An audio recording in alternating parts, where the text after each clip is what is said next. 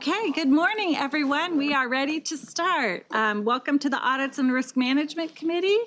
It is March 1st today, 2023. My notes say 22. Somebody forgot. Welcome, and we will go ahead and take roll call. Representing the State Controller, Ms. Paquin. Here. Representing the State Superintendent of Public Instruction, Mr. Johnson. Here. Ms. Yamamoto. Here. Mr. Keeley. Here. Representing the State Treasurer, Mr. Ruffino. Present. Representing the Director of Finance, Ms. Whitaker. Here. Chairperson Bradford, you have a quorum. Thank you. Would you like to read the speaking comments? The CalSTRS board meetings are live web streamed, video archived, and available to the public on calstrs.com. Individuals who wish to address the board should wait for the 10-minute public comment period at the end of the agenda item the speaker wishes to address. For comments not pertaining to a specific agenda item, there will be an opportunity for additional statements at the end of the open session. Each speaker is allowed a maximum of 3 minutes to comment. However, if there is not enough time for each speaker to have 3 minutes, the timing will be at the discretion of the chair. To protect the privacy of speakers under the age of 18 who wish to address the board, only their first name and affiliated organization may be provided, but other personal identifying information such as their last name, age, or school may not be shared. Thank you. Okay, our first action item is approval of the agenda. So moved. All those in favor? Aye. Opposed? Thank you. And number 2 is approval of the minutes from November 2nd. So moved. Second. All those in favor? Aye. Opposed? Abstain. 1 abstention. Thank you. All right, on to number 3. Our management letter progress report with Ms. Dietz and Ms. Underwood. This item is to address management's action and progress towards implementing the management letter recommendations that were presented in 2022 by Crowe, our external financial statement auditor. So as part of the financial statement audit, Crowe considers CalSTRS internal controls over financial reporting. So I wanted to provide just a brief background. Any significant deficiency or material weakness is required to be reported to the board. However, any deficiency is reported to the management through a management letter. So it's been CalSTRS practice to present that management letter to the ARM committee to promote transparency and ensure you're fully informed. So in 2022, November, Crowe had a management letter that had one deficiency. This deficiency related to accuracy and completeness of member data. And again, to provide some perspective, that deficiency originated as a material weakness and then a significant deficiency, and then has been downgraded to a deficiency. And so management continues to strengthen controls related to mitigating the risk of inaccurate and incomplete reporting of member data. So with that said, I thought I would give you a brief update on management's progress in implementing the recommendations by Crowe. The employer help team follows up on audits that have closed after 6 months of closing an audit. They follow up with the employer to ensure they continue to report accurately. So the employer help team from May 2022 to January 2023 completed 63 follow-up reviews. In addition, employers will reach out for inquiries about employer reporting, correct reporting, and those complex issues are escalated to the training and development team to provide them assistance, ensure that they're consistent and timely in their response. So that team received and responded to over 1,200 inquiries between May 2022 till January 2023. Most recently, management began to survey the employers to gain information on their satisfaction of this process, and they received a 95% satisfaction. So we do have management here if you have any comments or questions. Any comments or questions? Okay. I'm going to go to the next item. That'd be great. So item 4 is also an information item, and this is where our external auditor, Crow, presents its financial statement audit services client plan for fiscal year 22-23. So CalSTRS is required to have an independent financial statement audit by a qualified certified public accounting firm, which is Crow, and then it's the ARM's responsibility, committee responsibility to oversee the work that they do. Crow plans and performs 2 audits, one of our basic financial statements that includes supplementary information, as well as other pension information for the state teachers retirement plan. So we have representatives here from Crow who will present their client services plan that describes their roles and responsibilities, scope, deliverables, and timeline. So I'll go ahead and introduce Kevin Smith and Jen Ares, partners with Crow, to present their plan.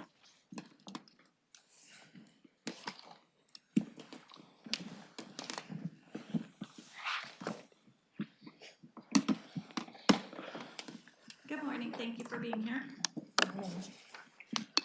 Good morning. It's our pleasure to be here. And didn't make quite the entrance that Dr. Yetman did. Quite thankfully. It's our pleasure to be here today. Most importantly, in addition to the items that was kind of keyed up as an intro as to the information that we plan to communicate, really the most important feature is to allow us to answer any questions that you may have related to the planning and the conduct of the engagement. As was said, it's the ARM's responsibility to oversee the external audit, and we believe that this meeting provides the groundwork for that oversight for the upcoming audit.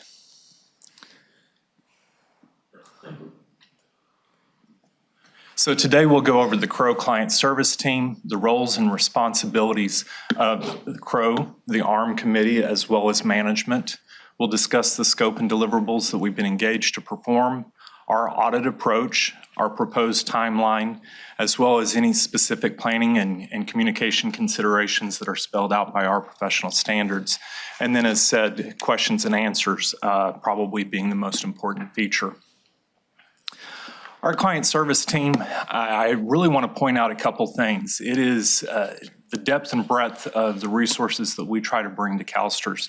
It has been a fairly consistent team and will continue to be consistent in the current year. Jen and myself are the 2 primary partners ensuring that all professional standards have been met and that we exceed your client service expectations. But we are supported by a variety of senior managers and partners throughout the firm that have deep technical knowledge, whether that be related to IT, investment valuation, et cetera. And again, those people are consistently have served CalSTRS in the past. We're also supported by a group of senior managers and managers ranging anywhere from 8 to 15 years of experience within public accounting, and again, focused in key areas. We have someone assigned to investments, someone assigned to the review of school district or census data, as well as IT, and 1 overall project manager. In addition, we also subcontract a portion of the work to Gabriel Roeder-Smith, who reviews the actuarial reports that are performed for management, and then we rely upon the work that they perform to assess the reasonableness of that estimate. From a roles and responsibility, we really believe that there are 3 kind of key players within the external audit.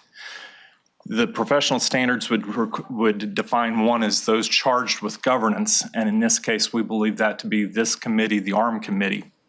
Your primary role is the oversight of the external auditor, including the scope, approach, and planned timeline, and that's what we're going to communicate to you today, as well as the overall oversight of the reporting integrity of published financial information. Today's meeting, as well as the ability to interact with this on a timely basis, I think is absolutely critical. I always try to remind people that although we work with management daily, we work for you. So if you have questions today or at any point in time, I am always available to you. Management has the key responsibility of preparing the financial statements in accordance with generally accepted accounting principles. They're also responsible for the design and implementation and the maintenance of internal control related to that preparation of the financial statements. Our responsibility is to perform the external audit under professional standards, which really encompasses two different sets, those that are generally published by the AICPA, as well as those that are published by the Comptroller General of the United States or government auditing standards. We also report back to the state auditor as well as the information is included within the statewide financial statements. So we do bear responsibility to report to them in a group auditor role. Jen? Thank you. So as Cheryl mentioned, we are actually engaged to perform two separate audits. So we audit not only the financial statements and supplementary information of the system, but also perform a separate audit of the other pension information that's utilized by all of the employers that contribute to the system itself. As Kevin mentioned, because we're performing our audit under governmental audit standards, we issue two opinions for you on each of the audits that we're engaged to do. So we like to push a lot of paper over to you. And that second opinion is over the internal controls over financial reporting. And so that gives a separate opinion there. Annually, we are required to come back to you at the end of the audit process and provide our required communications, including our results of the audit. And then should matters come to our attention that warrant documentation in a management letter, we would provide that as well to management, and then they have the process of bringing that forward to the committee. Certainly, if there were significant deficiencies or material weaknesses identified through the audit process, those would be clearly identified for the committee and certainly would be brought to your attention before, an open session meeting.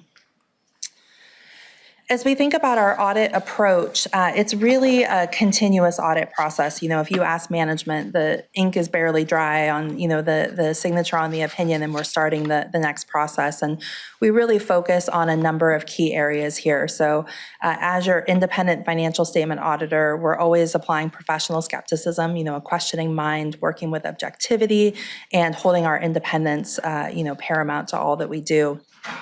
We do audit in phases and kind of take a breath at the end of each phase and think through what the impact of the results of that work has on our risk assessment. And so, continuing to evaluate results and develop our plan, modify our plan as we move forward.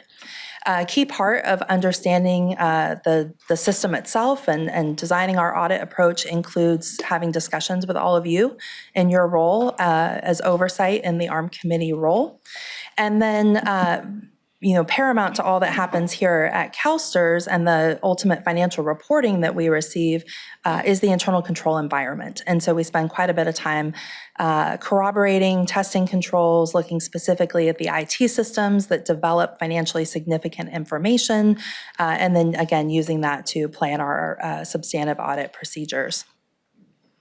Thinking from a substantive audit approach and areas of significant risk, the fair value of the investment securities that are held by the system and the reporting of those within the financials is a key area that we spend a lot of time in. We test the total pension liability, not only from the actuarial work that's done and the analysis there, evaluating the assumptions that are applied and calculating the estimates, but quite a bit of time goes into testing the census information and ensuring that all of that is reasonable. We look at the contributions annually to the system and then ultimately look at any potential management override of controls that have been put into place. We wanted to dive just a little bit deeper, if you will, on the approach for some of these key areas that we've identified. And so, this is an area that we spend a significant amount in as an audit team. We ask a lot of the management team here at CalSTRS to provide data and support and work through internal controls with us from an understanding perspective and corroboration perspective. So investments obviously is an area that we would deem to have a risk of material misstatement, right? It's very important not only to the financials, also into the calculation of that net pension liability. We take a varied approach really to your investment portfolio, really bifurcating by type of investment and have a customized audit approach to each of the asset classes. really focused on pricing, focused on disclosures, and then any risk for other than temporary impairment. And so ultimately, you see the results of all of that within the financial statements themselves. Revenue recognition is always an area that we pay close attention to, and that's certainly important not only from a financial reporting standpoint, but also for the other pension information and the calculation of the percentage share for each of your employers. Again, the total pension, net pension liability, including all of the disclosures for the deferred inflows and outflows, is so important to your employers and their own reporting process. And so we spend quite a bit of time looking through the actuarial information and, again, performing substantive testing, and then ultimately, overall assessing the financial reporting controls that are in place. So here we have for you our timeline for the audit, and it really is a continuous audit process. And so we really kind of start our planning process in October and, work through planning through kind of early spring, including our meeting here with you today. We do a lot of our execution of the audit. Again, starting, kind of first of the year, end of last year from a calendar perspective, and then through September, when we're ultimately coming back to you in November for our final reporting. And so we have really kind of two key phases, if you will, for really focused audit work. One being kind of mid-May to mid-June, what we would call our interim. We're really keying in our planning. We're performing our control work. We're doing some of our substantive testing to get ready. And that's an area where, pre-COVID, we would have been on site in the building for kind of 4 weeks at a time. We are coming up on that timing right now, and what we've really looked to do is apply a hybrid approach. And so, the last few years have taught us a lot from an audit perspective, and we have identified, key areas of the audit that very much can be effectively performed in a remote manner. And your management team has been very responsive in a remote environment. But I think we all recognize that there are some key areas of the audit that really are just, best accomplished kind of face-to-face, right? With that ability to read body language, have relationship, have that kind of in-person connection. And so we're developing a hybrid approach that really will allow for us to have very effective time on site and then be very effective when we're off site. So we're looking forward to that. And then we'll definitely debrief and learn from that process and look to replicate, the best of the approach during our year-end substantive testing that would then happen mid-August through the end of September. Kind of wrapping up here from a final planning communications and other considerations, just a reminder to the committee that an audit includes a calculation of materiality using both qualitative and quantitative considerations. And so we're not testing every transaction, right? We're sampling, we're using a materiality. We're really focused on addressing the significant risks of material misstatement, whether due to fraud or error. Certainly, we will communicate any fraud that we may identify to you. However, the purpose of our audit is not to identify fraud, right? That's not our primary purpose in performing our procedures. We do work closely with your internal audit team, not only from a coordination standpoint, but also to evaluate the work that they've done and if there's any opportunity to utilize that through our audit process. As we've mentioned a few times here, the views of all of you and your role as those charged with governance is incredibly important to us. And then as we look forward to fiscal year 2023, we're always considering key considerations for the audit, any changes. I think one of the things that we want to be continually mindful of is while Benefit Connect or Pension Solution is a significant conversation point and certainly something that the team within your management team is really focused on, it's not considered financially significant yet for the audit. And so it's not an area that we are testing as part of our financial statement audit currently. And then lastly here, just an affirmation to you, if you will, that we not only take independence very seriously, but continue to monitor it and can assure you that under professional standards, CRO is independent with respect to CalSTRS. And with that, I think we're ready for any questions you may have. Great, thank you. Questions? Let's see, Karen. Hi, thank you. Good report. Lots of information. Can you go back to the slide that says planning, communications, and considerations? When you said the word fraud, it kind of perked up my ears. So can you go over that second bullet? Because you say you don't look at fraud, but how do you know whether it's fraud unless you look at it? Go ahead. Okay, I'll start and you can Okay. add too. Yeah, so I think it's important to understand that we're not designing our audit to identify fraud. Certainly, there are professionals that will specifically look for fraud, that there can be a design of a specific fraud audit. The scope of our audit is focused a bit differently. That's not to say that we haven't identified fraud in audits that have been performed on other entities. And so we're affirming to you that not only if we identify it, we'll let you know, but also clarifying for you that that is not within the scope of, that's not what our audit is designed for. I don't know if that helps or if you have anything else to clarify. The only clarification I would add is that our audit is designed to identify material misstatements that can be caused by either error or fraud. So it's not a focus to quote unquote find fraud, it's to design the audit that would identify material misstatements. With that, we have to factor in the potential for fraud because that factors into the potential for misstatement. So it's kind of a nuance, but we're really focused upon material misstatement.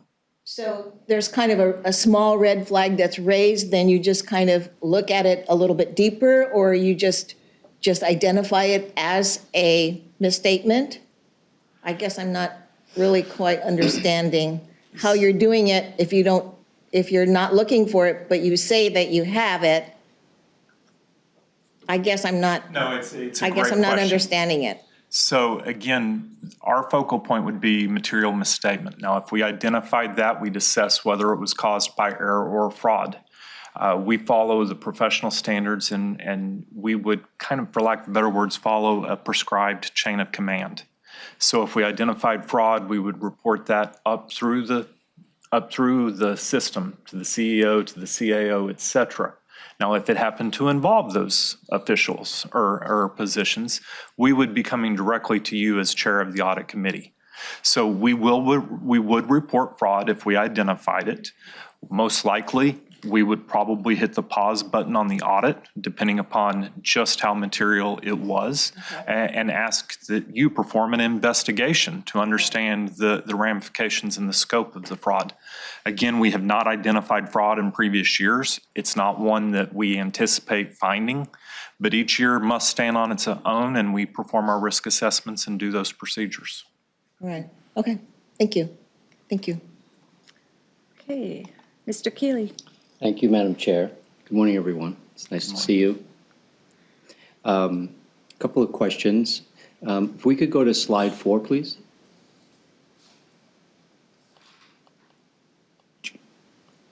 Right there. The outsourcing, I guess you mentioned there's some outsourcing to Gabriel Roeder Smith and Company. Yes. Is that standard practice? Is that something that would be standard practice for an audit of this size and scope? So this is an area where we try to supplement our engagement team expertise. So Crow does have an on-site or an in-house actuary. His primary specialty is health insurance, et cetera. So he reviews the actuarial reports as well. Due to the size and scope and the significant risk, or not significant risk, the material assumptions embedded within that total pension liability, we have opted, with the approval of management, to engage a very large actuarial firm, has similar clients, et cetera, and they also review the reports that come from Milliman. It's really kind of, for lack of better words, belt and suspenders, but we believe that based upon the risk associated with that large number, it's the best practice that we follow. Thanks, Kevin. And I'm sure Dr. Yetman would let us know if there was a concern with that. So slide 7, One back. one back there. The fair value of investments. Some investments are pretty precise and we can value them on the second. Other investments are, they're different. They're longer term. Can you just add a little color to that, how you actually do that as alternative investments become a larger and larger portion of our investment portfolio? Would be happy to. So, and this is kind of one of the areas where Jen said we really try to bifurcate your investment portfolio. And the reason we do that, Mr. Chairman, is exactly what you just said. Some we can value as of 5 p.m. June 30th, this is the exact value. In the hard-to-value assets, and we would consider those primarily to be real estate as well as private equity, a few other investments could be included as well. We spend a significant amount of time really focused on two things: the existence. So we do that through a variety of confirmation procedures as well as the underlying agreements and the flow of funds to and from those entities. So we're really focused upon existence because unlike those other items, State Street can say you have them, but they don't hold those investments. So we spend a significant amount of time understanding the existence. The key area that you mentioned, though, is valuation. So we focus primarily on understanding what the value was at its most recent audited financial statement date, then testing roll forward of cash flow in and out of those investments since the time of that audited financial statements of the PE or of the investment, and then understanding any changes in valuation between those 2 points in times, tying that back to, was there a significant event at the fund, taking of a company to an IPO? Was there any significant differences in investment income compared to other funds with similar investment strategies? So it's a significant amount of time just in trying to understand changes since the grounding of those audited financial statements. And in that process, you interact with the investment staff? Yes. Who are the experts in-house in those asset classes? Yes. Okay, great. It's reassuring. Last question is, what would you identify as the largest risk facing the organization currently, and how will the audit plan mitigate and review that risk? I think what we just talked about, when I think of the significance of evaluation of investments, and again, it's so much of it is because we're trying to predict or trying to report the fair value at a point in time. Many of these investments are long-term in nature. I don't know what the ultimate value will be at the time of liquidation, but trying to pinpoint that estimate as of year end is significant. Is it safe to assume that the issue is whether or not there's a word that's been used several times today and is important in this committee's work, is given the scope and the scale of some of these investments, you would bring to our attention a material disagreement around the valuations of those. And that's where those issues would rise to the awareness of this committee. So Jen brought forth the idea of materiality and that it's a quantitative and qualitative measure. I'll take that a step further. We are required under professional standards to take one more calculation and identify what we consider to be de minimis. This is for the system a very small number. Any differences that we identify through our procedures greater than that de minimis amount, we're required to report to this committee. If we go back to the November presentation, we brought forward a small, relatively immaterial adjustment related to fair value. Again, kind of a timing issue. Management agreed that, or made the assessment that the financial statements did not need to be adjusted. We agreed with management from that perspective. but that was from a de minimis level up. We would be communicating that to you. If it was of such significance, that's when I start having to question, do I still issue an unmodified opinion? So that you're exactly right, Mr. Chairman. This is where any significant differences would be reported through this process. Thank you very much. And thank you for reassuring us that some of the audit still needs to be done in person, and appreciate you identifying that that's the approach you'll take in this upcoming year. Thank you very much. Thank you. Okay. Ms. Whitaker. Thank you, Madam Chair. Good morning. And actually, I'm going to echo the same thing that Harry just ended with. And I don't have a question, but I do want to express my support for the hybrid approach. I think during COVID, everybody had to go home, and we understood that. But I think a key element of audit is observation. And it is very difficult to observe what's going on from behind a computer screen. And I also think in-person develops trust. And you may have people come to you that may not otherwise come to you behind a computer screen. So I also express my support for moving towards a hybrid approach.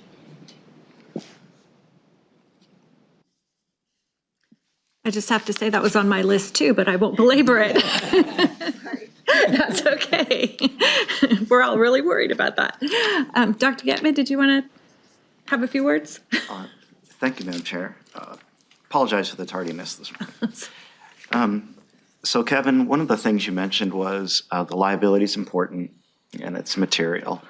And one of the factors that's used for the valuation of the liability is the census data. So who goes through the census data? Is that sort of piggybacking on Member Keeley's comment? Is that outsourced or is that done by your in-house? We do that in-house. That's what I thought. So and again, if we went back to, it wasn't an org chart, but a listing of resources, we have a senior manager, Ron Gasink, specifically assigned to that section. In any given year, we look at since the implementation of GASB 68, we look at anywhere from 98 to about 108 school districts. We request all census data or all payroll records, et cetera, make our selections, and then detail test. That's what I expected. So that's the nature, board. That's the nature of why an organization like Crow would use a supplemental external expert. It just adds an extra layer of expertise to someone. That's their job, right? That's what they do for a living. However, it should be understood that that doesn't mean that all the audit procedures related to that are actually outsourced. Many of those audit procedures are done by the auditor. And so you can think of it as confirmatory evidence, which I support that approach. Furthermore, the issue of materiality has come up, and you can rest assured, Madam Chairman, that although material items are, well, they're first off extremely rare, and don't know that I've seen one since I've been here, and I've been here a while, but even we pay attention to even the immaterial things. And usually this involves a discussion between the investment staff and the auditor. And these things are reconciled quite easily, and they're fairly routine because there's so many loose ends to tie up. But you can rest assured that even I'd be on the phone with you if even there was an unreconciled immaterial difference. So what they were talking about is something that would, by standards, have to be brought to you, but that's not our threshold here. That our threshold is higher than those standards. Any questions on that? Questions? Okay, thank you very much. Are there any public comments? There are no members of the public in queue. Thank you. Thank you so much for your presentation. On to item number 5. 2022 Enterprise Compliance Services Plan Final Progress Report and 2023 Compliance Plan Progress Report. Hello, Ms. Bashaw and Mr. Summers. Good morning. Good morning.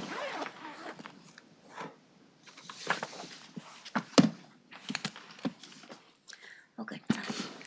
Okay, good morning. I'm Lynn Bashaw, your Director of Enterprise Risk and Compliance Services. Next to me is my Senior Compliance Manager, David Summers. Good morning. Is this my cool clicker? Yes. Awesome. Oh, the power. I love it. Okay. So a detailed work plan closeout report is included in your board materials. However, I want to take a few minutes to highlight some of the enterprise compliance team's accomplishments for 2022. As a reminder, the mission and vision of the Enterprise Compliance Services team is to support the organization in maintaining a strong ethics and compliance culture.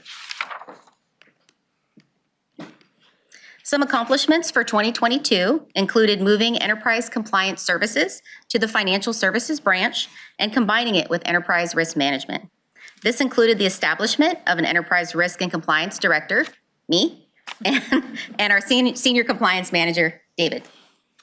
Accomplishments also included integrating compliance into the Executive Risk Committee and integrating compliance into our internal risk champion network. The compliance team also promoted the Code of Ethics and Business Conduct that reinforces our commitment to a culture of ethics. The compliance team also coordinated the annual policy review process, which assists with monitoring over 120 policies to make sure they are reviewed annually by their respective business areas. The Enterprise Compliance team also administered the Compliance and Ethics Hotline and partners with the Office of Legal Ethics to ensure CalSTRS effectively investigates and resolves any issues that have been reported. For a little background, the Compliance and Ethics Hotline was established in 2020, so it's only a few years old. This slide shows the number of reports that we received in 2021 and 2022. This year-over-year increase is what we would expect to see. Due to our increased marketing efforts and as awareness of our hotline grows. We've also expanded our case management system to include a partnership with Ombuds and the EEO office. A portion of the increase in reports can be attributed to receiving some non-ethics related complaints through the hotline, such as member service inquiries like change of address, change of beneficiary, and general inquiries about benefit payments. Overall, the increase isn't concerning. It's a good thing. It means that people are finding the hotline. If we did see anything of concern, we would report it. We would work with legal and the business area and resolve it. That concludes the presentation about the 2022 compliance plan, but I did also want to provide a quick update on the 2023 six-month compliance work plan that was presented to this committee back in November. That work plan only goes through June of 2023, and we recently completed a maturity assessment for the enterprise risk and the enterprise compliance programs, which you'll hear about a little bit later today. And unless there are any objections, I would like to extend that work plan out to November 2023. There's still a lot of work to be done on that 2023 plan. And additional time will provide us, the team, with bandwidth to also develop the maturity plan, which I'll bring back to this committee in November. And you'll hear about that a little bit later today in item 7. And then David wanted to say a little bit about the team. Yeah, as Lynn mentioned, I just wanted to briefly take a moment to recognize our small but talented Enterprise Compliance Services team that consists of Megan Hatfield, Angel Zhang, and Elisa Franco. As was mentioned, the team underwent significant transition during the year, moving under FSB, and also losing Cheryl, and also waiting to find out who the new director and senior manager would be. And so since neither Lynn nor myself joined CalSTRS until very late into 2022, it really is a significant accomplishment that the team were able to deliver on so much that was presented in the 2022 plan. And it really is a testament to their hard work and dedication to the team. So I just thought they needed to be acknowledged. Yeah. So that concludes our presentation, and we're available for any questions, should you have any. Questions? You're good. Okay, no questions. Thank you very much. Are there any public comments? There are no members of the public in queue. Okay, great. We are on informational item number 6, 2022 Audit Services Audit Plan Final Progress Report. Thank you.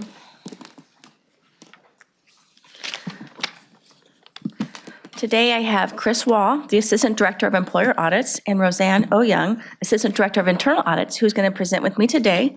We're going to present on the results of the work performed in our audit plan for 2022 calendar year, and then also provide a brief update on our 2023 progress.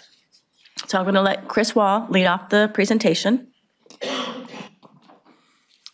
right, thank you for having us today. I would like to start off by saying that we're pleased to report that we surpassed our goal of completing 120 audits in the 2022 audit plan by completing a total of 123 audits.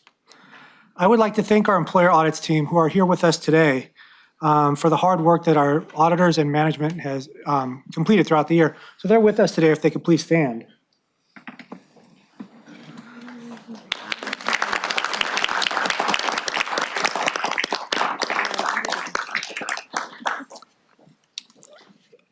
So of the 123 employers that we audited, they employ approximately 92,120 members. And over the course of the audit plan, we identified a total of 258 new audit findings. And as we try to look at that, all of the audits we completed, I can break it down by the types of employers that we did audit. Out of those numbers, we audited 79 K through 12 schools, 27 charter schools, 9 community college districts, and 8 county offices of education. And if I look at it from the perspective of what types of audits were completed in the audit plan, we completed 110 limited scope audits where the primary scope was special compensation, 9 full scope audits, and 4 additional limited scope audits where we look primarily at unused sick leave. We identified 258 findings through our 2022 audits, and we categorized them to determine the most common audit findings. Identification of the most common audit findings provides an opportunity to perform root cause analysis into why certain reporting errors occur. And as you can see from the data, the two audit findings that come up most frequently would be 77 extra duty earnings and an additional 60 non-creditable compensation earnings. That accounts for a total of 137 of the 258 audits that were audit findings we identified, or 53% of the findings. From there, you can see if there's anything CalSTRS can do to reduce the number of audit findings in the future through training, guidance, etc. We will never be able to eliminate misreporting, but if we can do this, it is able to reduce the number of audit findings, and that's a move in the right direction. This slide illustrates the last 3 years of audits with no findings. We found that 20 of the 123 audits, or 16% of the audits completed, did not have any findings. This initially appears like an increase to the number of no audit findings. However, it's really more a result of just completing more audits. If you look at the percentage of no finding audits, it ranged from 12 to 16%, which is relatively consistent. We also wanted to provide an update on the number of systemic findings we identified in the 2022 audit plan. Systemic findings are identified when we test one sampled member, but through our testing and discussions with the employer, we determine that it's highly likely that that number applies to all members receiving the same compensation or benefit. At this point, I would like to point out that the employers are now required to identify all impacted members as a result of AB 1667. So while I'm reporting these numbers out to you today, in the future, this won't be part of our audits because every audit finding is now really a systemic finding as a requirement of AB 1667 because they're going to be identifying all impacted members for every single finding. With that being said, in the 2022 audit plan, 86 of the 123 audits completed we identified had systemic findings in them. An additional 37 of the audits completed had no systemic findings. That was a breakdown between no finding audits and audits where it only affected our sample members. Lastly, I would like to update you on the findings resolution status. In the 2022 calendar year, we resolved a total of 182 findings. 82 of those were from prior years, meaning they were audits completed prior to the 2021 audit plan. However, and also 100 of them were from the current 2022 audit plan. We still have 180 findings that are in progress. 27 of those are from prior years, and 158 of those are from the current 2022 audit plan. Next, this is not on a slide, but I wanted to give you a quick update on the status of our 2023 audit plan. We're currently a little behind in getting everything kicked off as a result of AB 1667. We were hoping to be starting engagement letters at this point, but we're really working to get everything completed that meets all of the requirements that are in that new law. But we're very confident we're going to get back on track and still complete our 90 to 110 audits for the year. As of today, we have issued 4 final reports for the year so far. 3 of those final reports are already posted on our website, which is a requirement of AB 1667. The other one will be posted shortly. We have 18 final reports that are pending, meaning that we issued the draft report in 2022. We've already received the response, and we're just waiting to complete all of our new templates in order to get the draft and final reports issued. Another 41 draft reports are ready to be issued as soon as we get that completed. And then we have 23 audits that are in progress and 27 that we're just getting ready to start off, and we should be kicking them off fairly shortly. We anticipating starting to issue drafts and final reports in through March and April, and we're hoping to be caught up sometime in April with all of the outstanding audits. All right, so next I'm going to hand it over to Roseanne Oyoung, who's going to present on the internal audit progress. Thank you, Cheryl. Good morning, ARM Committee. I'm pleased to provide a report on the internal audit results for the 2022 audit plan. Internal audits completed a total of 22 audits. Staff completed 12 audits plus 1 management request that was not originally on the audit plan. Staff also facilitated 9 contracted audits, including 2 from the 2021 audit plan. As a result, 50 findings were identified to improve governance, risk management, and internal controls. I'd like to take a moment to acknowledge the internal audit team who are here today in the audience for this accomplishment. Please stand.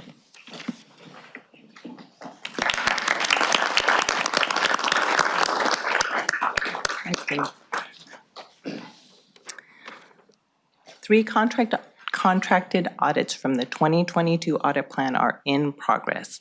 An investments audit of real estate performed by Grant Thornton, an information technology audit of disaster recovery performed by Weaver, and the second and third phase of the cloud security audit also performed by Weaver. We expect a report on these results in the agenda item for the July ARM Committee. Here, we depict how the 2022 completed audits support the organization's strategic plan goals and align with the enterprise risk.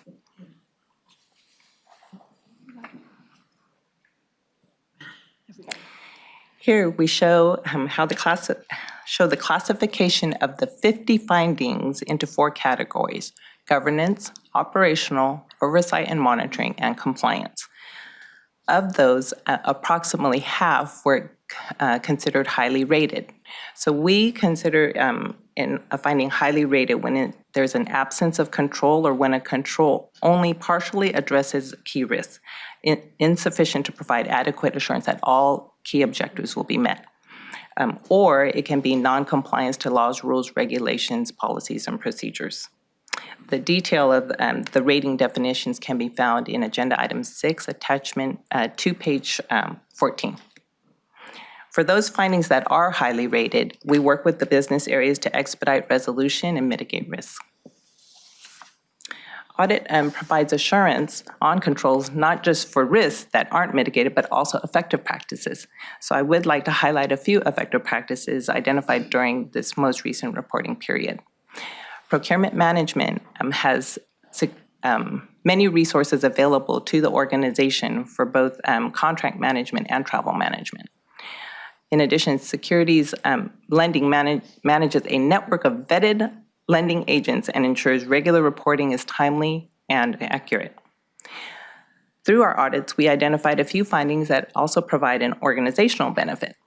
For example, as a result of a finding, we identified an opportunity for enterprise compliance services to work on a template to provide guidance to the organization on procedure preparation. In addition, in another finding, we found an opportunity to clearly define terminology used in our agreements. Understanding the terminology eases the role of the contract manager to ensure compliance items are met when managing our third parties. Board summaries can be found in Agenda Item 6, Attachment 2, pages 2 through 13. Next, I'd like to report on the status of outstanding findings. As of December 2022, management has resolved 32 of 53, or 60% of findings, outstanding findings. And of those, 3 remain in progress over 1 year, but 2 have since been resolved. And there's a remaining 18 that are less than 1 year old. And of those 21 findings in progress, 13 are highly rated. A full list of findings can be found in Agenda Item 6, Attachment 2, pages 15 through 19. In closing, internal audits is now focused on 3 audits in the 2023 audit plan. They are CalCard, which is a payment mechanism like a credit card, board elections, and benefit disbursements. And that's in addition to the previously mentioned contracted audits that we're still facilitating. And I also want to just acknowledge another group within audit services that may not get the glory of audits, but they are crucial to supporting us and doing, hiring and performing and reporting out these audits, and that's our administrative team. So I'd like to recognize them. I don't think they're in the audience. We have a new manager on that team, and she may be here. But she probably doesn't want, oh, there she is. She probably doesn't want to stand, but, so these are crucial for us to continue our work because it keeps us moving. So I wanted to acknowledge them as well. And we are happy to answer any questions you may have on this presentation. Okay, thank you. Mr. Keeley. Thank you, Madam Chair. Thanks for the presentation and the report. I have 2 questions. One is specific to your report, Mr. Wall, and then one is more general and would welcome anyone's feedback on the second question. First one has to do with Attachment 1, page 6 of your report. It breaks down the audits, full scope, 9 audits, limited, special, compensation. It seems like it's 110. So in your experience, is that an appropriate breakdown in terms of full scope versus limited scope? Is that something we would expect on an ongoing basis? Yes, if we're looking at it from a risk-based approach, I think that's pretty much what we're going to be finding. In next year's audit plan, it's broken down a little bit differently, but special compensation is typically the area where we are going to identify the most issues. So that's usually the highest. But next year it will be broken down into 3 real categories, which would be special compensation, base compensation, and then unused sick leave. But we're no longer going to be looking at full scope audits. We're taking more of a risk-based approach. Thank you. Second question I'm curious about is audits, I assume, are extremely tedious and labor intensive.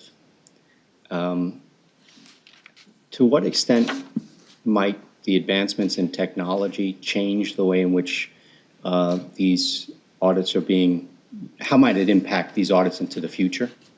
Yeah, so we're already implementing a lot of those. We're using data analytics quite frequently to drive the way we look at them. We can reduce sample sizes, pick more effective focus samples by using data analytics. But one of the things that we're really waiting for is with our new pension system. We're hoping that we can pull more information out and be able to use it more effectively. In the older system, we are limited in what we can pull out because of the way it's reported in. But we're definitely using technology to improve those and make us more efficient. I think I'd like to add to that. For the benefit disbursements audit that we are currently planning right now, we will be doing data analytics on that, and I'm really excited about it because this is one of our first times we're really going to be getting into the data and using the technology to perform that. And then Roseanne and I were just discussing the other day that we're looking forward to AI as our next step, but we're taking baby steps though, because I tend to go 0 to 100, so we're going to take incremental steps. I love the fact that Roseanne, she seems so excited talking about data analytics and big data. You're in the right role. You're in the right role, yeah. And Cheryl, thanks for giving us some insight that you're thinking that far ahead as things change. Thank you. Okay, Ms. Paquin. Oh, thank you, Madam Chair. Thanks so much for the report. I was just curious, when you're talking about the employers, and you have that group of systemic findings, and then you go in and offer them training and kind of go through what they need to do to improve, is there a way to track? Do you ever go back and 5 years later audit the same employer or period of time to see if the training has made a difference? And I know it's difficult because on the local level too, there's a lot of turnover. So as auditors, we don't personally offer the training. We identify issues and we refer it to program areas, and they would be the ones offering the training. But yes, we do have a continuous risk assessment where we're going to be continuing to look at the data reported to us. And after approximately 3 to 5 years, we could potentially look at the same employer again if they rank as high risk on our risk assessment. And from there, we will see if there's any repeat findings. So we can start to get an idea of whether the training we provided is accurate on just based on whether we have repeat findings or not. But we don't specifically offer any training through audits. Although I will say that the audit process is educational. And so Yes. we do work to explain the reasons to those non-compliance. That is true, yes. I would imagine it would be, and I think that, it's a national inclination to want to improve once you have these findings come out, but it's interesting. Thank you. Mr. Zimmer would like to chime in? All the chairs are taking as well. It's fine. I just want to answer that. We also starting in September of 22, Jeff Zimmer, Director of Employer Services, we started a process to do a 6-month follow-up after an audit. So when a district gets audited, 6 months later, members of my team look at that same audit in that district to see if they're complying with the guidance that they received after that particular finding. So we have started doing, and it's very informational. Sometimes we find additional things that they need to correct. Other times they're complying with the findings and the guidance that they were given. So just to let you know, there is a little bit of a shorter term look back that we do now, 6 months after an audit completes. Oh, that's fantastic. Thank you. Thank you. Thank you. Ms. Whitaker. A couple questions. Is my assumption correct that when Pension Solutions is up and running, the number of 258 findings should decrease, especially on the systematic type findings? Like, should that help reduce that number?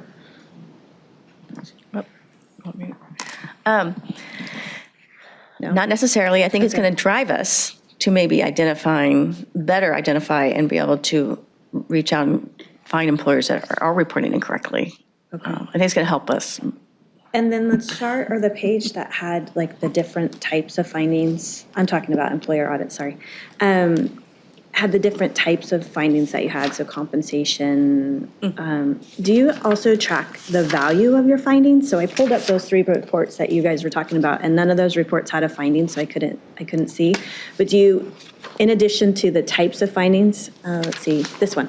In addition to this one, this slide where you track the types of audit findings, do you track the dollar amount or the value? Because I've only seen the types of findings, but I can't determine, and I was looking at a report to see if it said, like, what's the value of those findings? So we don't keep track of the overall value, like with, for instance, if it affects a systemic population, what is the overall value? We wouldn't know that. But we do, when we're doing our sample testing, we do look at what was reported and determine what should have been reported. So yes, we look at it on an individual basis, but not big picture. We don't do that because really until they identify those populations and give them to program area, we won't know that. We only know the sample we look at. But we do provide that information to the employer and to the program area, so they are aware. Okay, thank you. Dr. Gatman? Thank you, Madam Chair. Just a few questions. It makes my heart sing to see all the auditors lined up behind me. You have a talented cadre of internal auditors as well as school district auditors. The turnover is fairly low, and Cheryl's works well with them to get them the education they need to be trained, but they work in, as you said, Mr. Chair, very tedious jobs day after day, and I think it's just really neat to see them back there. All right, now for the questions. But I too am excited about data and analytics and artificial intelligence. However, I'm old, And so I would encourage, there is a value to full scope audits in the sense that a full scope audit can help identify possibly emerging areas where there could be a discrepancy. So I think it would be unfortunate to see the elimination of full scope audits because they do play a role. However, I hope the board saw the frequency of findings and is not alarmed, because what that means is they're really good at finding where an error is going to be. And that's exactly what the hope of data analytics and artificial intelligence holds for us, is to say, hey, we're going to do, this is exactly what you do, right? You find those areas and those school districts and those accounts where there's more likely to be something wrong. And so let's go fishing where the fish are. And so we shouldn't be surprised that they're catching a lot of fish. Now, Member Whitaker, to your point, my prior is that it'll actually go up. We'll actually find more as a result because it will help us fine tune our analyses better. So I would expect for it to not go down. But that's a good thing, because every audit is an opportunity to educate the school districts. And I view audits primarily as an educational tool. You don't have a bunch of people out at the school districts trying to be devious and do wrong things. They're just facing a complicated teacher's retirement law, along with turnover, as Ms. Bachwin mentioned. And so mistakes are inevitable as long as there's humans involved in these processes. And so the opportunity to educate them through the audit process, I think, is really valuable, and perhaps the highest value of the audit process. And that's what I like about the mechanism that you have here, is that is an important viewpoint they have. It's not a let's get you, right? We're down here to get you. That's not what we're about. We're down here to help you find out what the right thing is to do. So I'm grateful for that. And then, Roseanne, just one quick question. Are there any outstanding significant disagreements with management over any of the audit findings at this point? No disagreements on any of those findings. We work with them, and we continue to monitor and reach out with the business areas, and then we're in continuous conversation when we do our audit follow-up to see, where are we in the progress when the target completion date comes up. I just wanted to add something too.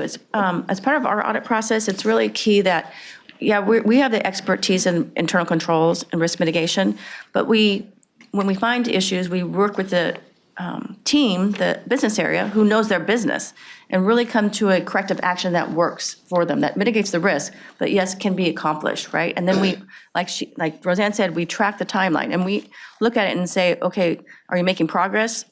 Or, or is this too long out, especially if it's significant? You're accepting risk if you go beyond a year, right? So sometimes if let's say the one outstanding we have right now, it may be over a year old, but they made progress, or else we'd be concerned and we'd be reaching out and telling you about that. But they are making progress.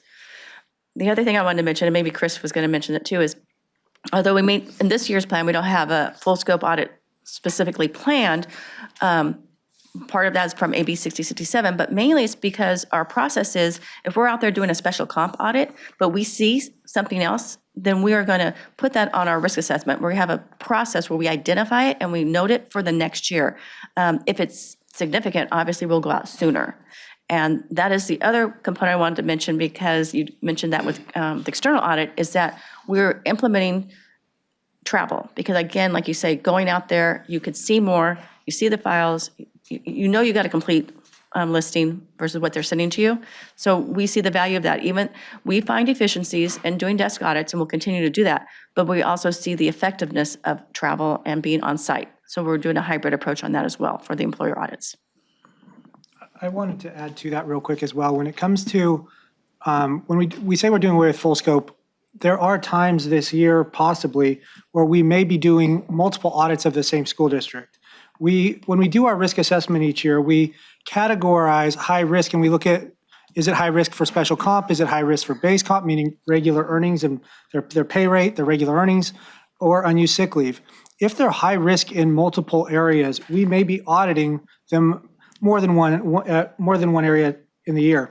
We'd probably try to squeeze it into one period of time if possible, to where we maybe do 2 separate audits in the same week, so that we're not continuously going out to the same employers. But we do look at that. So or if we are doing an audit, looking at special comp, and while we're there, we see, hey, something looks wrong with the pay rates in our sample, we may at that point decide to perform another audit on base compensation where we look specifically at that.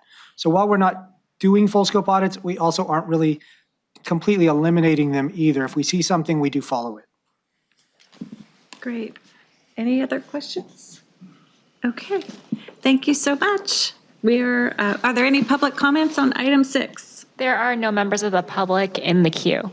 Thank you.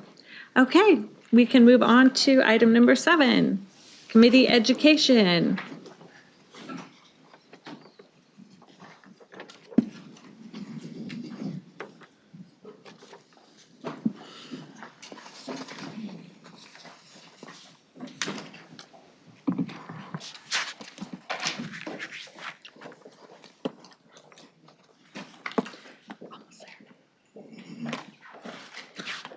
All right, Chair Bradford, members of the committee.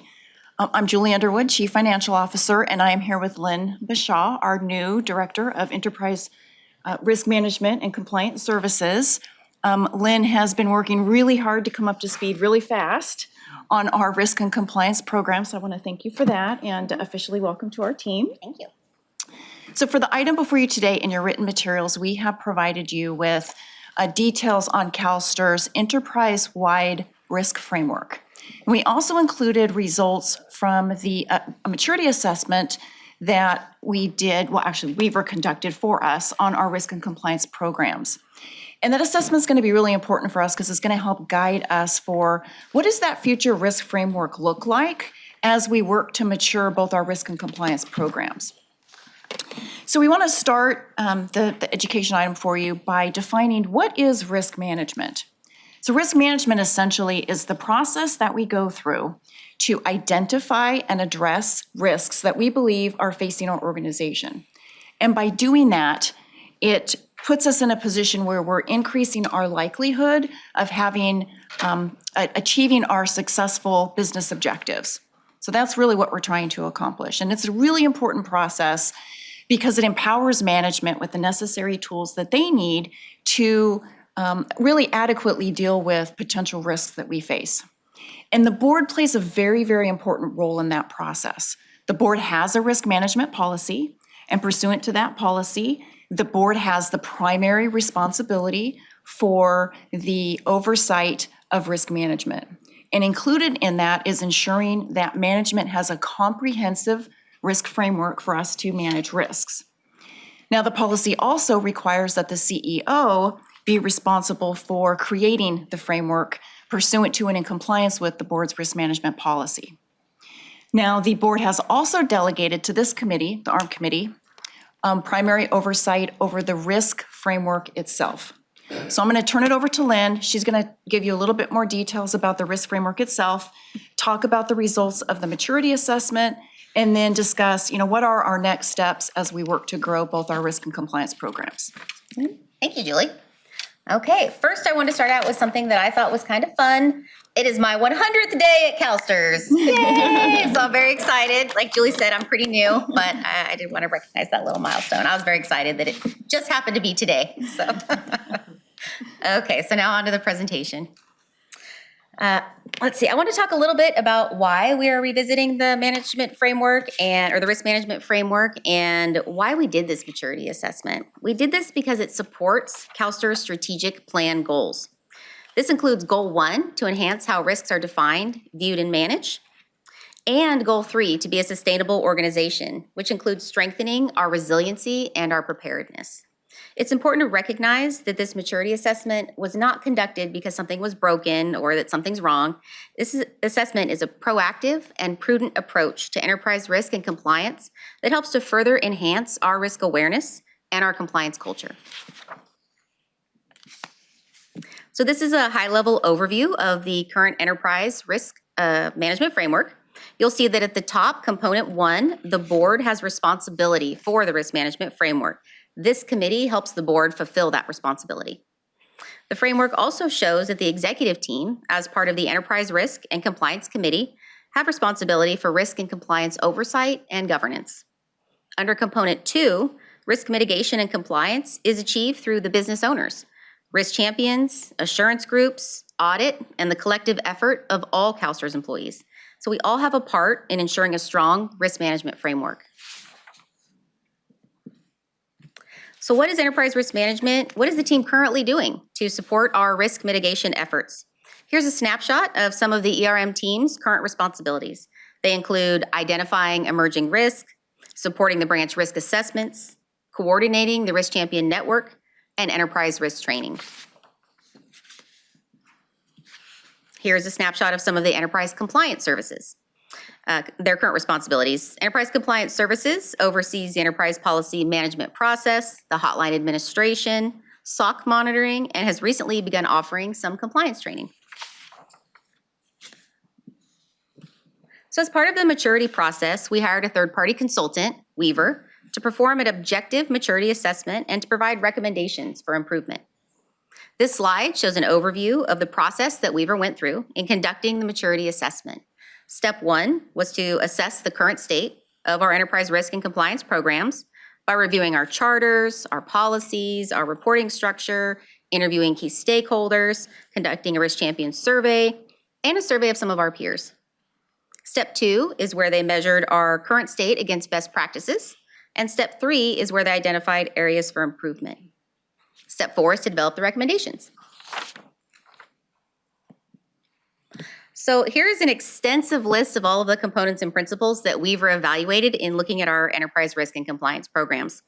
Now, this slide isn't really intended to be read during this presentation. I know it's really busy, but a copy of it is included in the board materials. But I've included it here simply to demonstrate how many areas Weaver evaluated in arriving at their recommendations. In addition to this, there are 90 criteria that they also evaluated that aren't represented here. They measured us against standard models developed by COSO for the enterprise risk team and the SCCE for enterprise compliance. And that's why you see two separate lists of components here. The components include areas such as governance, performance, monitoring, communication, training, and use of technology. So fortunately, this high-level overview isn't quite as complex. When performing a maturity assessment, you can sort of boil down all of that detailed information from that previous slide into this high-level model. The stages or levels of maturity go from left to right as a program or process increases in maturity. This model shows how a program can move from the initial stages where the work is ad hoc in nature and reactive towards a more proactive and standardized program. So what do we get out of increasing our maturity? Why is it important? Increasing the level of maturity provides increased levels of assurance that our risks are being actively managed and increased assurance that we are complying with policies and regulations. The purpose of the maturity model is to establish a framework for continuous improvement. The higher the program is in the model, the more investment there is in the program, the more organization-wide collaboration and integration within the organization's activities and objectives. So based on Weaver's assessment of those 90+ components, here's about where the enterprise compliance services and enterprise risk management land on the maturity model. You'll see that enterprise compliance services is at the repeatable level, and you'll see that enterprise risk management is more at the defined level. And this is what we would expect to see because enterprise risk management has just simply been around longer. A little bit about the difference in these levels and sort of what you get when you move forward in that is at the initial phase, you would typically have a limited awareness of the program. It's going to be more reactive than active. Work is performed on an ad hoc basis. And when we move up to the repeatable level, you have awareness of importance of the program, formal processes are in place, but still limited standardization. When you move up to the defined level, you have a standardized framework that exists, standardized principles are defined, consistent processes with communication and accountability. At the managed level, the program is fully implemented across the organization, processes are measured and evaluated, and you have proactive and high engagement. When we hit that optimizing level, the program is fully embedded into day-to-day management. It has sophisticated and advanced processes, and programs are aligned with the strategic goals. So how do we improve?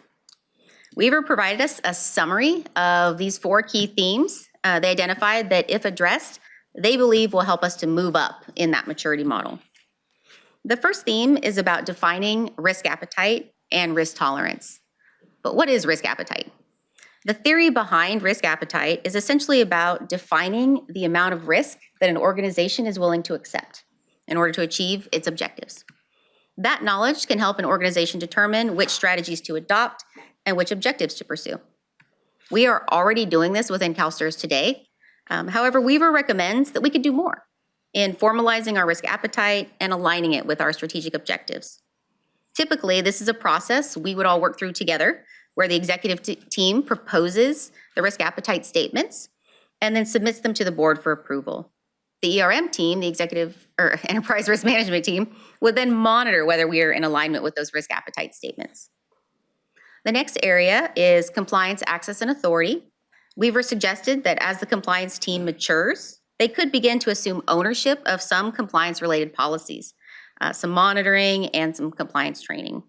Currently, some of the compliance activities are decentralized, and Weaver recommended we could potentially centralize more of those. So this is a good spot to stop for a minute to talk a little bit about investment compliance. So what is their role in all of this? Investment compliance already has robust processes in place to monitor their regulatory and policy environment.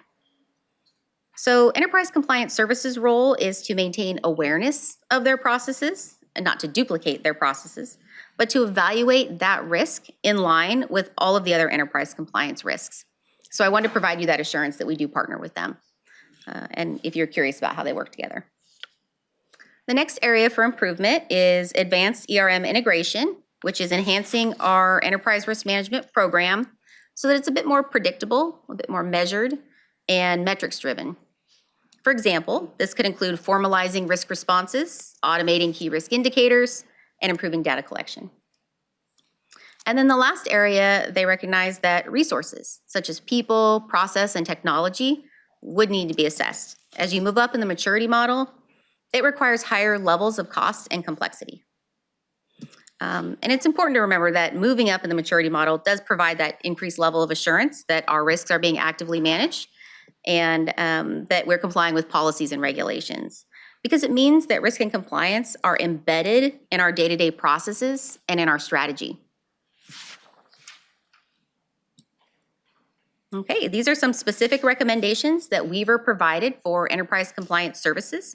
They include reevaluating and defining our role within the organization, ownership of compliance-related policies, having an increased presence in regulatory implementation, and some additional training.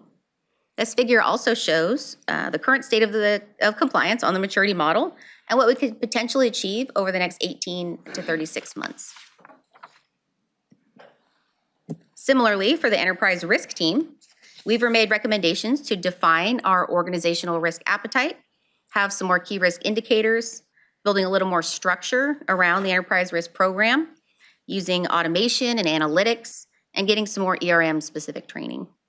This figure also shows where the program currently sits in the model and where Weaver thinks we could be in the next 18 to 36 months. Okay, so the next steps. Next steps are really to dive into these recommendations provided by Weaver, evaluate which recommendations for us to pursue or not pursue, and in what order we would want to take those on. The goal isn't necessarily to address all of the recommendations, but to take on those that we think will add the most value. As Weaver has given us quite a bit of information and several recommendations to consider, I want to use our resources thoughtfully and strategically, and also minimize the impact on the other business areas as we mature these programs. I'm going to work through all the information provided by Weaver, talk to my team, talk to the business area leaders, the risk champions, the executive team, and come up with an implementation plan to bring back to this committee in November. If this committee is in agreement with that implementation plan, then we would likely bring back the updated framework and charters for your review in March 2024. I did also want to take just a minute to thank Cheryl Dietz. Cheryl still up here? Cheryl. Who was our previous compliance manager, now our chief auditor, and our chief legal counsel, Brian Bartow, for their contributions and commitment to the compliance program over the last few years. They really took the program from its infancy to where it is today. By being champions of compliance. I will continue to partner with them as the program moves towards increased maturity, but I want to recognize and thank them for their leadership in developing the compliance program. I also want to thank Phil Burkholder, my Assistant Risk Director, for his leadership over the years in managing the enterprise risk team. And I'm also happy to report that my enterprise and compliance teams are very engaged and very excited about getting started on developing this implementation plan to bring back to all of you. And that concludes my presentation. We're available for any questions. Thank you. Questions? Okay, everyone's good. I had a whole list of questions here, but you've answered them through your presentation, so thank you. Appreciate that. Nailed Do you it. want to, All right. Dr. Yatman? Thank you, Madam Chair. Just a couple comments. Thank you for the presentation and welcome for 100 days. Thank you. I really appreciate the comments you made. Several of them, I want to point them out. The Weaver report is wonderful. Thank you for doing that. And I appreciate you saying, well, there's some things we might adopt and there's some things we might not. And the concept of bringing a cost-benefit analysis is, I think, crucial. And I was just really delighted to hear that. Another one is to acknowledge the fairly strong and fairly mature risk profile of the investments branch. So, and this links back to what we heard earlier today, which is where are the auditors focusing? What do we think is a high risk area simply because of the materiality and the dollar amounts involved, and that's with investments. And so we can link that back to this and say, okay, well, what is the internal risk assessment and compliance on investments branch? And that has been in place actually for quite a while. It would be described as far more mature. And it's my experience, and I pay close attention to it, it's a highly functioning unit. So I think it's really nice that you're trying to identify a way, how do I work with that and learn from that and integrate with that, I think is a really, really nice. But it should be acknowledged that that is there, that has been there. And so with respect to the maturity. And then my final thought is I'm really excited for this initiative. And I would urge a focus on robustness and quality. And I appreciate your goals and you want to get it done. You're a fired up person. But at the same time, sometimes quality things take time to build. Okay, thank you. I hope your teams are still listening. I just want to thank all of you. I know there's been a lot of shuffling around in the department with all of our auditors and positions, and it is amazing how you guys have not missed a step, and we're just right on track and moving forward so quickly. So thank you all for your hard work. It's so appreciated. Is there any public comments for item number 7? There are no members of the public in queue. Okay, number 8 is review of information requests. I don't believe we had any. Number 9 is the draft agenda for the next committee meeting. Did you want to speak to anything on there? Just that it's going to be an offsite, so we'll be coming back just as consent information on the progress report on the management letter again, and then we'll give you a progress on the internal audits and employer audits. Again, consent information. And that will be July, right? Yes, in July. Okay, perfect. Opportunities for statements for the public. There are no members of the public in queue. Perfect. Then let's adjourn the ARM committee. And benefits and services will start in about 15 minutes at board governance at 10:55. Thank you, everyone. Right on time. Good job. Good job, man.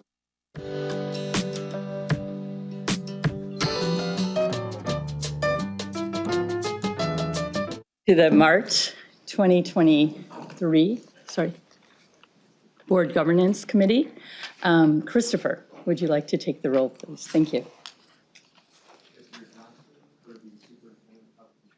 Here. Here. Here. Here. Here. Present. Here. A brief statement regarding public comment. The CalSTRS board meetings are live, web-streamed, video archived, and available to the public on calstrs.com. Individuals who wish to address the board should wait for the 10-minute public comment period at the end of the agenda item the speaker wishes to address. For comments not pertaining to a specific agenda item, there will be an opportunity for additional statements at the end of the open session. Each speaker is allowed a maximum of 3 minutes to comment. However, if there is not enough time for each speaker to have 3 minutes, the timing will be at the discretion of the chair. To protect the privacy of speakers under the age of 18 who wish to address the board, only their first name and affiliated organization may be provided, but other personal identifying information such as their last name, age, or school may not be shared.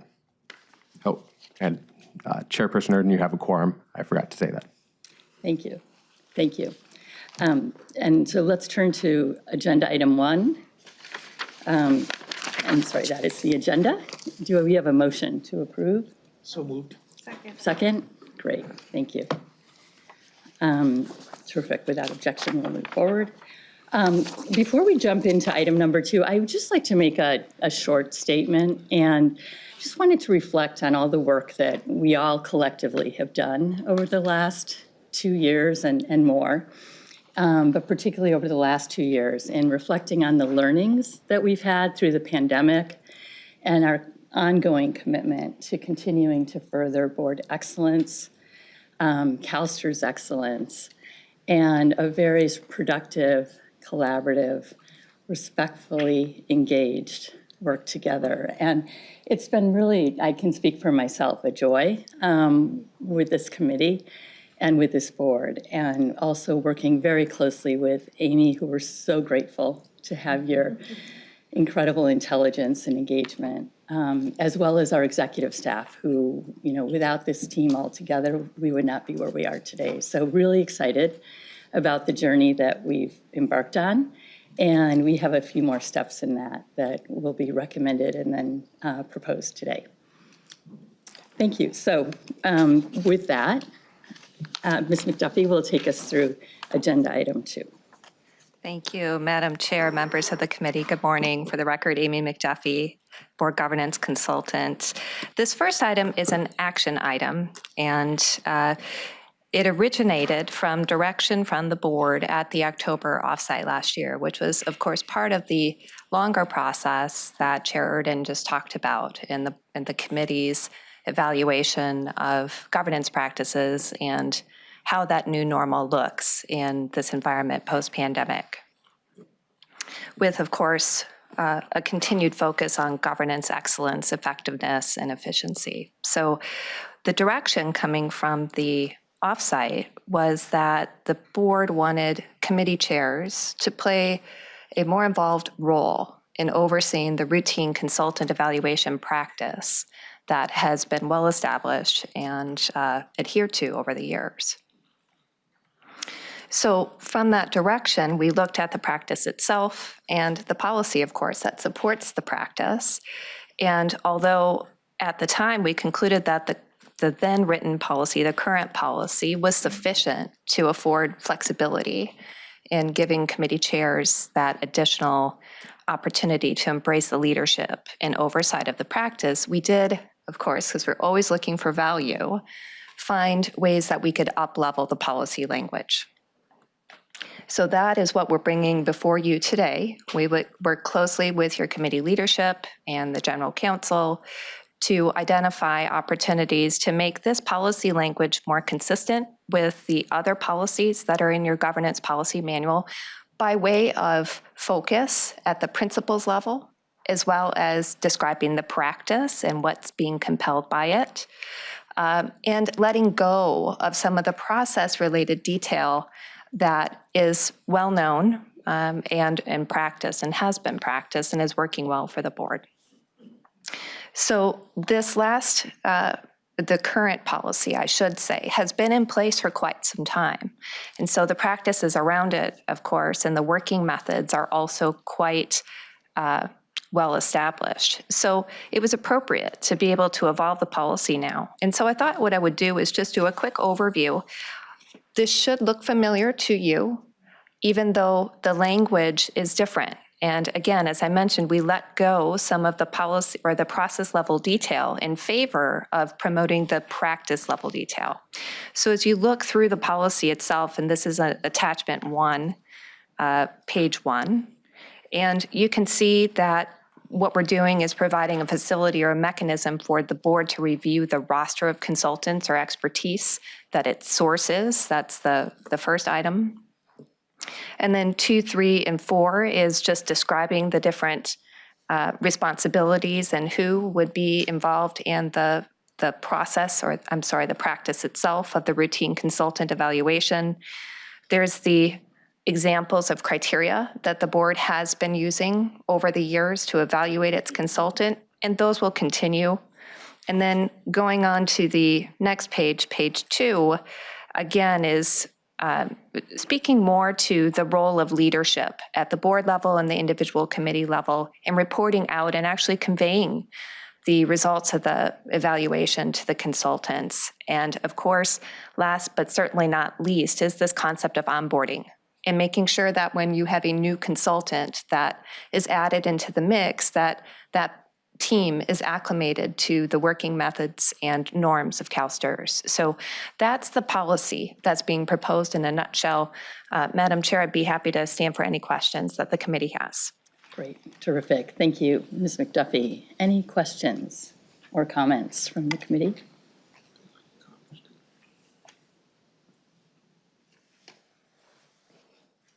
Okay, seeing none, do we have a motion? Sorry. Oh, wait, sorry, Sharon, it just came up. There was a delay. Sharon.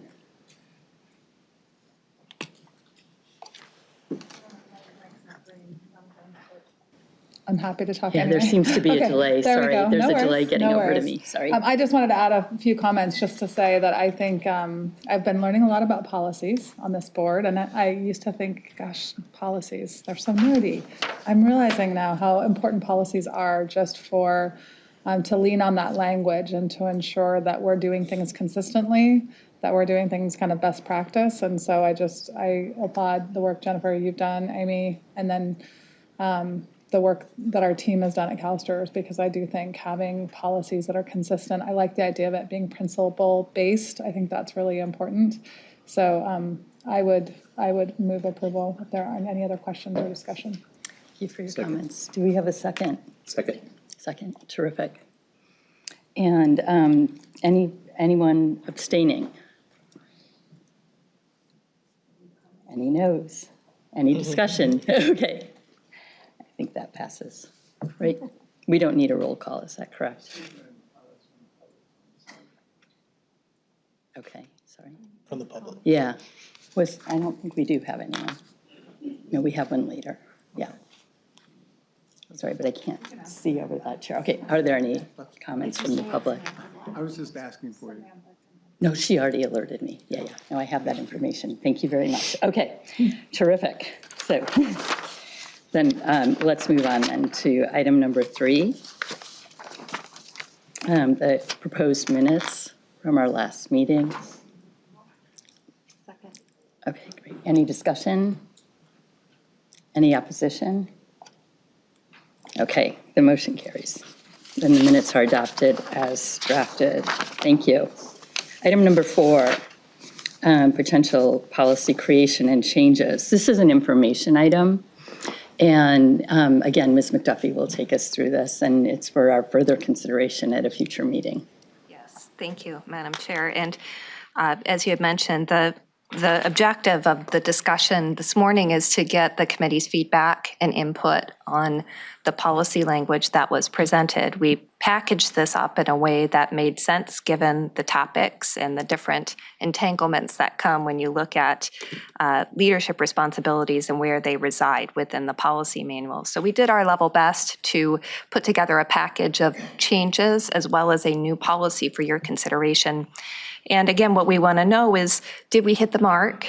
Or are there areas where you may see things differently or more information or clarity is needed as we think about any additional modifications that we may want to make and bring to you at the next committee meeting for approval?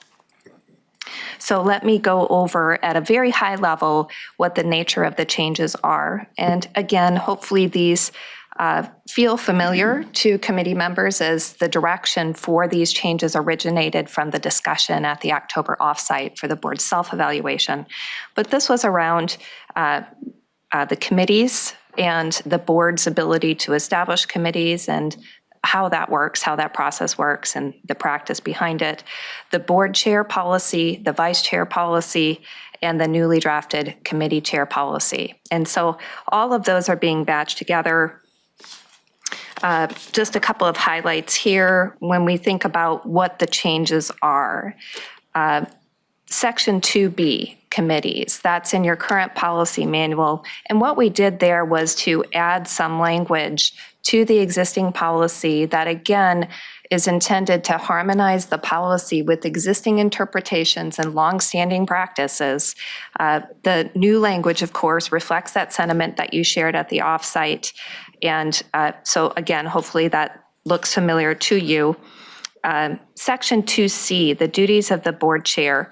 You may recall at the offsite, we talked about how the duties of vice chair are sprinkled throughout the board policy manual, the governance manual itself, but there really wasn't a unifying policy provision that anchored or served as a foundation for the role of vice chair. And so what we did through this update to the board chair policy is added the anchor position that we would commonly expect to see in a policy.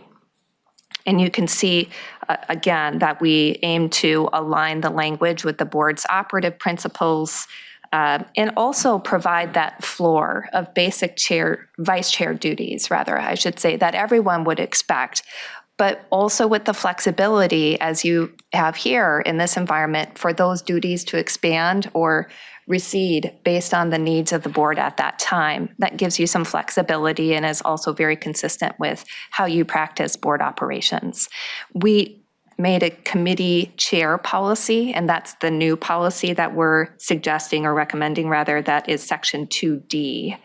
And that creates a mechanism for committee chairs and vice chairs in a way that's very parallel with what the board chair and vice chair policy reads at. And then, of course, the policy that's 2D now would just shift back to 2E and so on and so forth. So that's how we would make room for that new policy. So that is the high-level flyby, if you will. I know there's 3 distinct policies here that we're asking for your consideration on. There's committees overall, there's duties of board chair and vice chair, and then, of course, there's the new board committee chairs and vice chairs. This is all in the attachment that was provided to you in connection with this item. And again, the question is, what input or feedback or questions do you have in order to improve these drafts? So, Madam Chair, that's the overview. Happy to take questions and comments. Terrific. Do we have any questions or comments from the committee? Sharon. So Amy, I was curious then about Denise. the work that you've done on other boards in terms of the vice chair role, because I've been contemplating as I was reading this item around kind of our practices, just as a culture, if you will, as a board over the 11 years I've been here. And it was interesting to read this and think back at the beginning that I think we've always just been very collegial and very, we tend not to be very hierarchical, I hope, that's the sense on the board, and that we just kind of promote folks who want to lead or serve in some way. But I've never seen more language around that vice chair role, which I think we've, over the years, had different iterations of what that looks like, both on the board as well as on the committees. Do you see that role fleshed out in other boards that you work with in the way that we've kind of fleshed it out here? Because to me, I guess what I see as I look at other boards, it tends to be like one person. I like working in teams. I like working with other people. And so I think we've developed that vice chair role, to me, just culturally, I guess I would say. And I just was curious if you see that on other boards, and or if you think kind of fleshing out this vice chair role is important, partly because of the collaborative nature of our board. If you could just talk about that a little. Yeah. Thank you, Madam Chair, Ms. Hendricks. You know what I would say is that, have we seen it in other high-performing boards, typically on the corporate side? Yes. For the purpose of succession, right? Is it common? No, not among public pension funds. Should there be some flexibility built in such that if your culture changes over the time and somehow isn't aligning with how you currently practice your board operations? Yes. And so we tried to provide for that evolution by having the board chair or the committee chair consider what the needs are that are in terms of workload and how that person would like to share those duties with a second in command, again, in alignment with the board's operative principles, which do promote succession. So I guess as I consider your question set, that's how I would answer it for right now. I will tell you that I am starting to see some other public pension boards give consideration to the involvement of vice chair at the board level as well as committees, because they too are starting to recognize that there's a value in becoming more self-determinate and making sure that board priorities in accordance with the strategic plan, routine and required items are also being addressed in a way that's consistent with the consensus direction of the board. It's by no means common yet, but I do see that for high-performing boards and those who want to be it as a natural step in the right direction. Any follow-on? Okay, great. Denise. I just wanted to say great work. I think it's really important to memorialize kind of what we've been doing anyway, and so that it's there as time goes on, and so we stay with the same values and practice. So thank you. Thank you. Any other comments, questions from the committee? Okay, so as an information item, no need for a vote, but thank you very much, and we'll have this under future consideration. Thank you. I'll echo the comments made as well.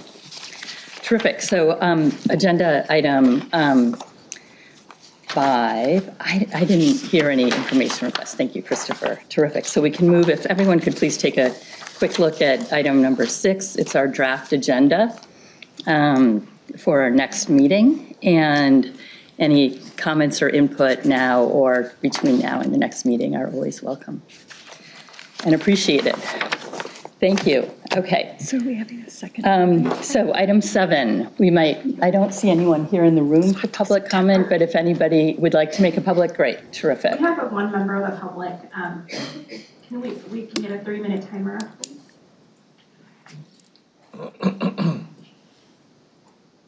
Thank you. Okay, so our member of the public is Park. Park, go ahead. Hi, my name is Park Guthrie. I'm a 6th grade teacher, CTA member, and a CalSTRS member, and a first-year CTA state delegate on the retirement committee. Thank you, board members and CalSTRS staff, for stewarding my pension. Thank you for this opportunity to speak. I hope to share information you can use for the 3rd responsibility of board governance committee, reviewing the overall effectiveness of the board and pinpointing some places that warrant improvements. As a 6th grade teacher, I encourage my students to embrace mistakes with the spirit of inquiry. What led to the mistake? How can they avoid a similar one in the future? Is there anything about their relationship with others that contributed to it? Do they need to make amends, to apologize, to repair relationships? Do they need to speak up, to hold others in the broader community accountable as well? I encourage you, the CalSTRS board, to embrace with a spirit of inquiry the documents that I emailed you this morning. They're related to a clear pattern of misinformation and bias related to CalSTRS fossil fuel divestments. These documents date back to 2017 and continue to today.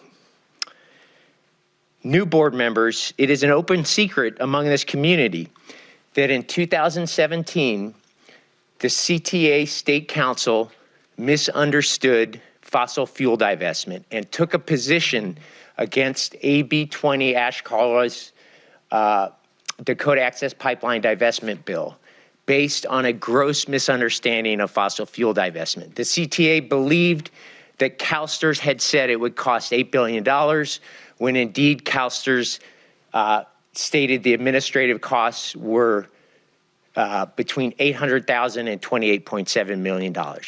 This was a misunderstanding by a factor of 270 to 10,000. This had a significant impact on legislation in California. I shared documents today which show Chris Ailman, Jack Enos, and Grant Boykin received the letter containing the gross misinformation about CalSTRS' own analysis the same day Ash Collar got it. Diane Stanton and I have been debating whether or not they might have opened that letter, what duty they might have had to act. That is way above our pay grade. You have had this information since November of 2022. And if you've already initiated an investigation into this, please forgive me. It certainly warrants at least an investigation because it puts reputational risk to the system. In March 2022, Scott Chan made a statement at the CTA State Council saying divestment would cost could cost $20 billion. Since May of 2022, CTA state delegates, including myself, have tried to get a written explanation and substantiation so that we can understand the assumptions related to this. We have been unable to do so. I encourage you to please take fossil fuel bias and misinformation seriously, and I would welcome speaking to anybody about this. Thank you. Thank you. Thank you. Thank you for your comment. Are there any other public comments? Concludes the public comment for item 7. Okay. Thank you very much. And with that, we'll conclude the board governance meeting for March 2023. Thank you again to everyone. And then we'll reconvene at, I think, 12:30 to start the regular board meeting. Thank you. Have a good lunch.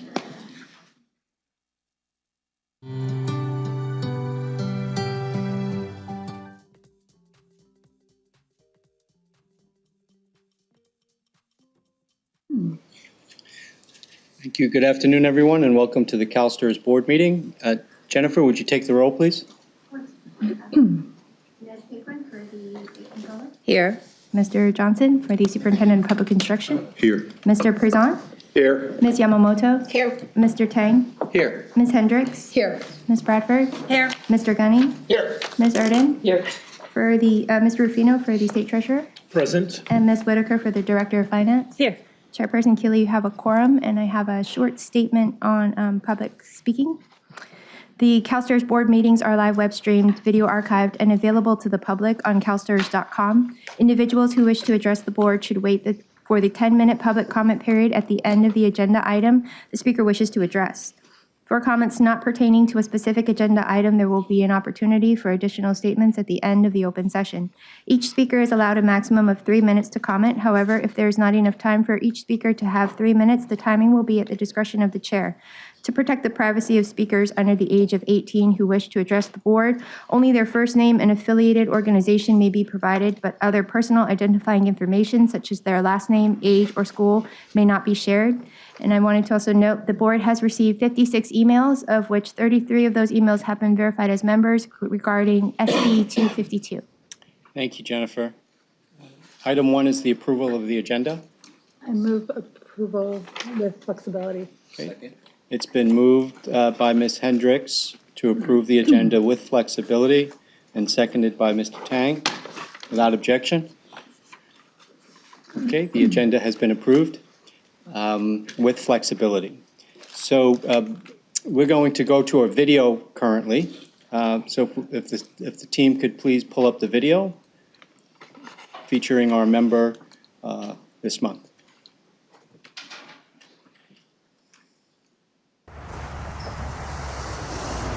One of my mantras that I say very regularly is, I can do hard things. I have now completed 12 marathons. I will be running my 13th in the next 3 weeks in Tokyo. I find that running's my meditation. I picked it up in my early 20s. I had never run a day in my life other than a PE class. And so one day I put on some shoes and I ran down the block And I thought, well, maybe I can go a little further. And I have now been running for 15 years, so I never stopped. My name is Jessica Pagan. I teach first grade at Bridgeway Island Elementary School. One of the things I'm most proud of is the relationships that I've built with my students. Ooh, a lot of people have heard of Martin Luther King Jr. I think I've had now well over 200 students in my 15 years of being a teacher, but I really enjoy the challenge. I enjoy the work that I get to do each day with students. I decided to open a Pension 2 account about 6 years ago, and I didn't let a lot of time go by where I wasn't putting extra money away into my retirement. I love not having to worry about what I'm going to do when I retire as far as financially. I love that it's being taken care of. It can be difficult thinking about putting this money away now and having to wait to see it until later, but having the benefit, knowing it's sitting there and growing as my career grows is really a wonderful benefit to just be reassured that my work is going to pay off later as well. I've made really, really, really good friends in the local running community here in Sacramento. It's really given me a good balance, making sure that my health is prioritized so that I can continue to do my job each day. I'm looking at a long, healthy retirement. So I think the habits that I'm starting now will definitely pay dividends once I retire. I do plan to run in my retirement and beyond.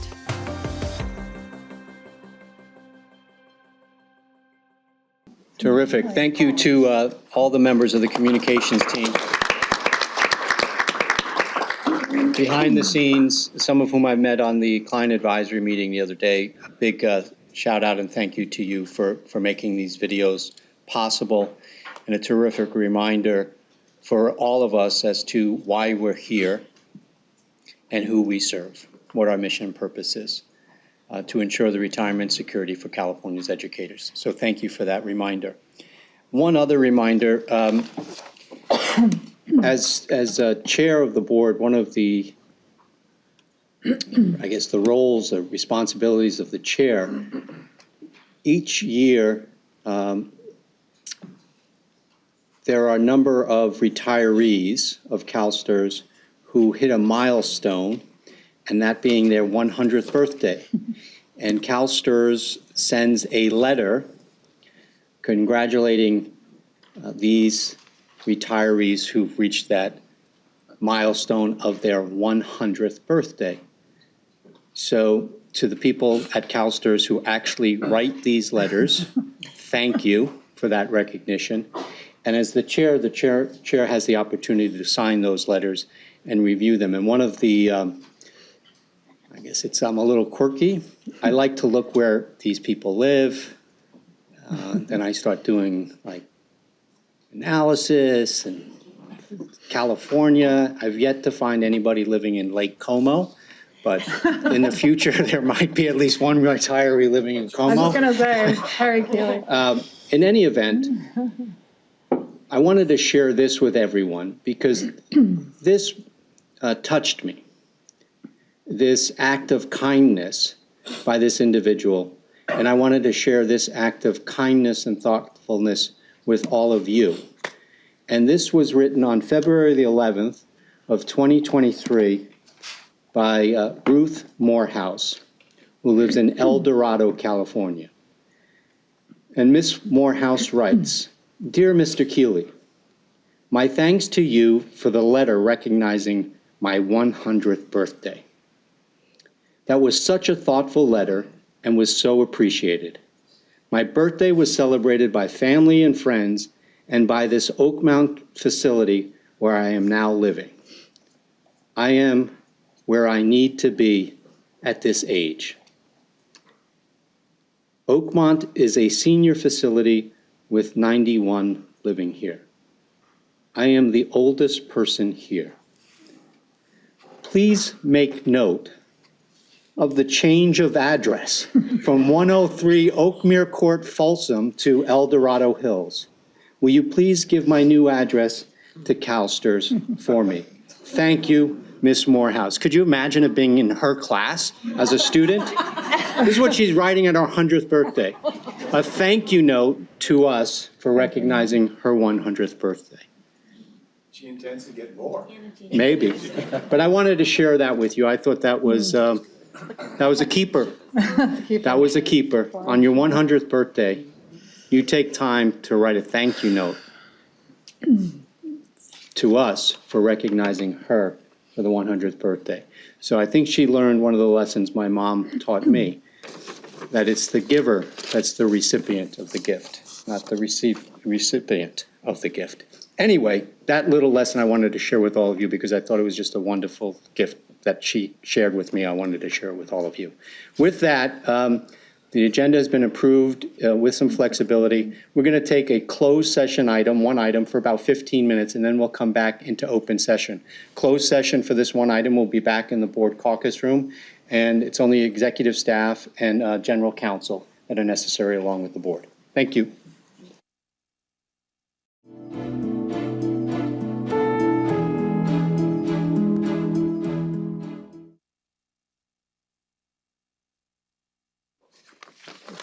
Thanks, Jonathan. We're back in open session. We'll move right to our CEO's report. Cassandra? I wanted to just update the board and introduce our 2021-22 sustainability report. I think everybody received a hard copy. It's online as well. This year, we released our 9th annual report in February of 2023, and it really documents our sustainability approach and data from the last fiscal year. It defines our sustainability-related achievements. During this period, it provides an update on aligning our enterprise and investment sustainability efforts, which is part of our strategic planning process or strategic plan efforts. It describes a preliminary analysis of our enterprise Scope 3 greenhouse gas emissions that support our net zero efforts. And it includes a new value chain map to help us evaluate strategic decisions, including operations, opportunities for innovation, which again is in alignment with our strategic goals and objectives. It uses a new digital-based format that is interactive and more accessible and saves paper and other printing resources. So not only are we discussing our sustainability efforts, but in the application, in the production of it, we are acting in a sustainable manner. So I really wanted to commend staff on what an excellent job they've done in this 9th reporting piece of our sustainability work. And then secondly, I wanted to just acknowledge the award that our Pension 2 product and our services and our retirement readiness has received. They received the Eddie Award in partnership with our record-keeping agency, Voya Financial, an Eddie Award from the Pensions and Investments magazine for our ongoing investment education. So it really highlights the effectiveness of our financial education services, the webinar services that we have augmented and the advancement that we have taken advantage of in learning and using virtual platforms and reaching a broader base of membership and marketing our Pension 2 products. So with that, I'm going to go ahead and turn over the next piece to Lisa and her colleagues that have joined us at the presentation table. Great, thank you, Cassandra. So HQE, the construction sits at 87% complete as of today. And since our last meeting, the curtain wall installation is complete, so the entire exterior is now buttoned up. So good thing with all the rain we've been having. The garage metal installation is well underway. The existing HQ P5 solar panels, you probably have noticed on the building when you drove up today. So those have all been installed. And the rooftop HQE panels that are going to be going in are ready to install, and we're just waiting for some dry weather for those to get finished up. On the P1 level in the lobby, the ceiling grid is well underway, and the cafe is actually getting equipment. So the cafe is getting finished, and we're starting to see what that servery will look like. And then moving up the building, the fireproofing of the link between the two buildings is complete, and the interior framing is well underway. On the office levels, furniture is completing on office level 4, and office level 5 underfloor inspections are beginning so that furniture can continue up the building. And then finally, the work on the boilers, chillers, and electrical and IDF rooms is ongoing. So that's all the work that needs to happen to make the building electrified and have heat and air. From a schedule perspective, we're still tracking to the new substantial completion date of June 8th, as discussed at our last meeting, so that is good news. And then from a leasing perspective, Ms. Miller asked at the January meeting for a more detailed analysis of the work that JLL is doing on our behalf to market the building. So we added an attachment this month that we're hoping was helpful to you. And I've invited Greg Levi and Alexis Garrett to go through this with you today to see if it meets your needs, and then also give an update on the most recent interest and activities in our building. So I think there's a clicker right there that I might need next to you, Greg. There we go. Great. Thank you, Lisa, and good afternoon. Afternoon. I'm Alexis Garrett with JLL. So thank you for having us. And just quickly, I wanted to touch on some of the recent activity that we've had. We have begun to see a little bit of an uptick in activity in the market and at the building. So we just wanted to give you some of those highlights. And then I'll pass things over to Greg, who's going to run through the dashboard here that we have displayed, and also talk a little bit more about the market. So first off, we had a tour yesterday. It was a bank user looking for approximately 10,000 square feet. This is probably not a typical location for a bank, but we were able to get them to take a look at the building, and they were attracted to the quality of the building, the amenities. The parking was also of interest. So more information to come on that one. We haven't really received too much feedback as of yet, but great to have activity, and they were new to the market. We also recently had our broker open house event. And I just wanted to give a quick thank you to the team here, Jeff Isham and his team, for that help on that day, and also on all the tours that we've had. The building, it always looks spectacular, but it really shined on that day, and so we just wanted to say thank you. But we had 30 brokers attend that event, and it was really a great opportunity for us to showcase the building. Many of them hadn't seen the building from the inside before, so we're able to show them the available floors, the amenities that are going to be available for future tenants, and also had lunch on the 5th floor. So very great feedback. A lot of them remarked on the great view that we have from this side and the view of the downtown. And then as a follow-up, we had a handful of brokers who were not able to attend that event. But these are some of the top brokers in our market, and we have some follow-up tours scheduled with those brokers because they still want to come through and see the building. We have one scheduled for next week and then one for the following week. And one of those have a new requirement that's potentially for a full floor.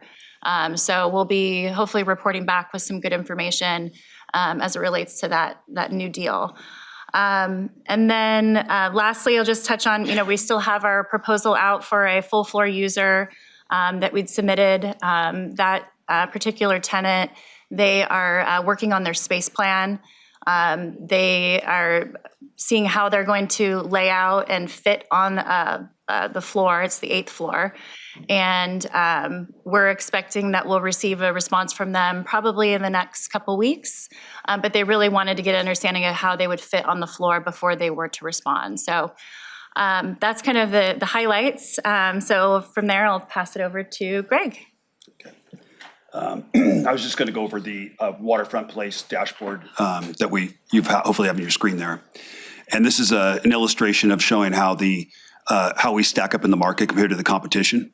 And these are the buildings that tenants, competitive tenants, whether it would be state of California or private sector tenants, that would probably go out and look for larger chunks of space. This is typically we would have be marketing to the state of California as a tenant, which is probably up to this point has been probably our most active tenant, especially in the downtown for years. Obviously, they've been on this building spree lately, and getting people back to work has not been hasn't been happening a lot. So that's been a major headwind for us. But and as they've been on the building spree, they've been vacating a lot of these skyline properties, and it's created some major chunks of space. The good thing is when you look at the skyline analysis, we were at 95% vacancy before COVID, and now we're at 84%. I mean, it's a drop in occupancy as far as these Class A buildings go, but it's not insurmountable. And asking rates have come down from 363 on an average to 341. Again, it's not the right trend we want to see, but considering what we've been through, it's a fairly it's something that is understandable. The hardest part is really the state of California building all these buildings. That's been the biggest headwind for us, and they still have their sequencing plan. They still have other plans they're redoing with the resources building. So that's probably not going to be our target for a while. So we've gone after the private sector with full force. And as Alexis mentioned, we've had a couple of pretty good tours, and we have one deal that's with a proposal out right now. That's it.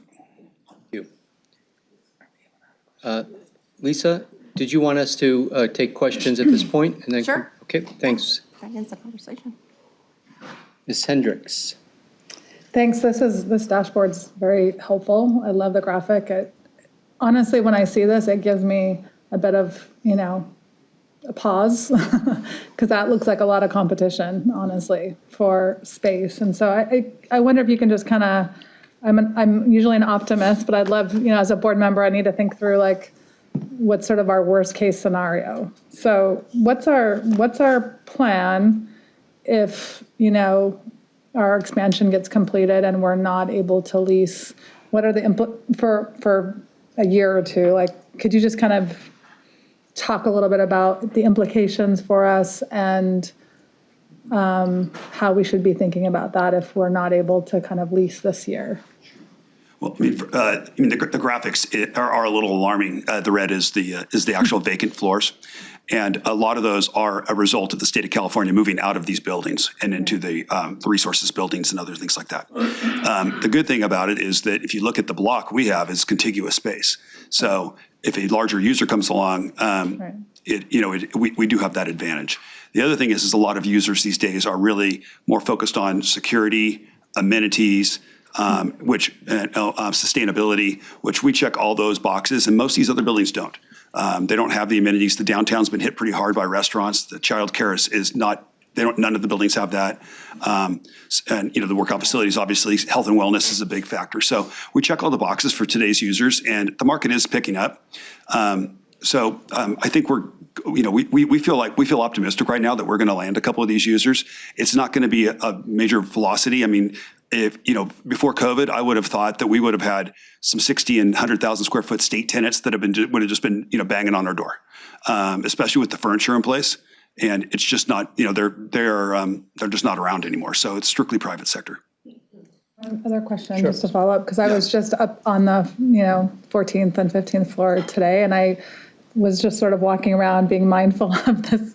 Obviously, that floor won't be leased, but what I was just kind of looking at it, thinking for folks coming in and touring it, what is the flexibility of the kind of, the square space in terms of usability and how, because we definitely have kind of that outer rectangle, if you will, and then there's kind of the little meeting areas and restrooms and things like that. How much can a tenant modify that floor plan, or how much flexibility is there on our part to kind of accommodate maybe a different way of looking at the floor plan? Well, our advantage initially was simply the large mass of space, right? And those aren't the users that are out here right now. So we've developed a multi-tenant floor, one that could divide down to say 10,000 square feet, and the way that the corridors would run along the spine to connect the two stairwells, which is the critical fire exiting ways to get through. Multi-tenant. So let's say on one floor, two different entities. Two different tenants. Yeah. Okay. Yeah. So we've done that on the fifth floor. And that is, for example, that's what we showed the bank yesterday, because they only need about 10,000 square feet. Okay. Thank you. Mr. Persant. Thank you, Mr. Chairman. Looking at the other side of it, you've got the demand side, which is sort of lukewarm right now. What are our issues personally, are we growing? I mean, is there any opportunity that there may be absorption internally of some of this space? You know, I mean, it's hard to predict, you know, what's out there, but we might be able to predict with a little bit more, you know, forecasting if there is possibility of that. Yeah, that's a great question, Bill, and that's something that we are talking about internally. And so as we're thinking about our strategy, one of the floors that we're thinking about leasing last is floor 11. And that is because we do think that our investment team is continuing to grow. And as we start to design the space for that group after everybody else moves out, we're realizing that we may need more space than we originally thought of. Same thing with our legal team. As our legal team grows and we have to establish private offices for those folks, we can't fit everybody on 16. So it feels like maybe our legal has some needs too that we might need to separate and or maybe have another floor for that as well. So we definitely are looking internally as the time goes on, and we're not leasing the space. We're looking at the absorption that we may need to take back as we start to think about how we're growing as an organization. And I will tell you that the percentages that we assumed when we thought this was a 30-year decision was about 3% growth per year. And some years were definitely higher than that. So there is that conversation going on as well. So as we lease certain floors, we may decide that there's a floor left and we want to keep it for ourselves because we think that we may need it sooner than later to absorb into. So those are conversations we're having. Thank you, Mr. Prasad. Any other questions? I know Mr. Gunning's looking to that. There you go, Mr. Gunning. Yeah, what's your read of the state of California and return to work? Not to put you on the spot.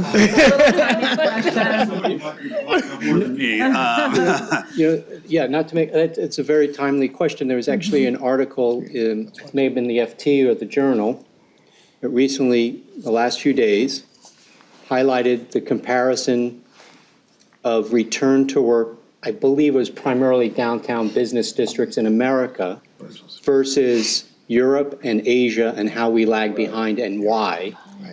So I think that's a very pertinent question and timely. Well, I mean, I saw a similar article. I don't think it was the same one, but it was, I saw one today too, and they were talking about how some of the major metropolitan cities have come back and doing really well, like New York and things like that, whereas San Francisco was still really lagging. The state of California, because we're so dominant, you know, we really need the big gorilla to come back to work. And you know, I've heard rumors. I know you have a mandatory 2 days a week, I believe, here. The state of California has been kind of all over the board. I know that we just don't know. The other thing is you know, they built these large buildings, the Resources being a really large building, and the new one out on Richards Boulevard, and you know, those are still relatively empty. You know, it's just we just don't know. I've read what Gavin Newsom is talking about. Maybe they can do more of a hybrid work.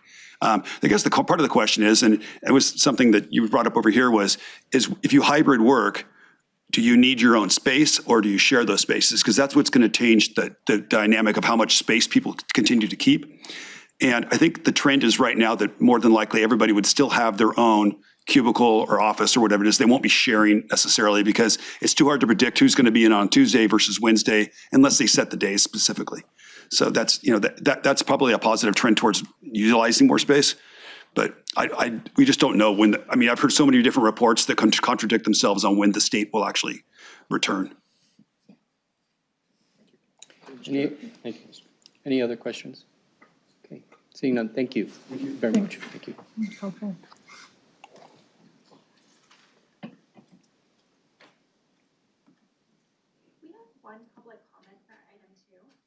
Okay, we'll take that now. Is Cassandra Oh, Cassandra, Lisa, anything else that you wanted to report before we hear public comments? Okay, we'll take public comments now. Good afternoon, members of the board, Cassandra, Lisa, members in the audience. My name is Kevin Welch. I'm a teacher in Downey Unified School District as well as the chair of CTA Retirement Committee. I want to give kudos where kudos are due. We just ended a retirement incentive in my school district, and one of my school board members, who isn't always so positive about things that come down from the state, commented about how easy it was to deal with CalSTRS to get CalSTRS, the retirement readiness people, to come in and do presentations, work with our members, of which we had 89 that are just retiring at their Irvine office. And he commented, as well as others, as how easy it was to work with CalSTRS, and wanted me to convey how positive an experience it was for our membership. So please, for Kate LeBlanc, as well as the Retirement Readiness Committee, our group, I should say, give them a kudos. Also, when I was reading through the agenda, seeing the Pension 2 update, the award that they're receiving, I thought, once again, this falls into the category of retirement readiness, of how you are changing the culture of trying to get to our membership out information about not only CalSTRS, but also what you need to do to, make it 100% up, since we know CalSTRS isn't going to pay 100%. And kudos to Pension 2 and the team for winning the award as well. So thank you. And thanks for all that you do. We appreciate you. Any other public comments on item 2? Seeing none, we'll go right, thank you, Samantha. We'll go to item 3. The update on incorporating diversity, equity, and inclusion.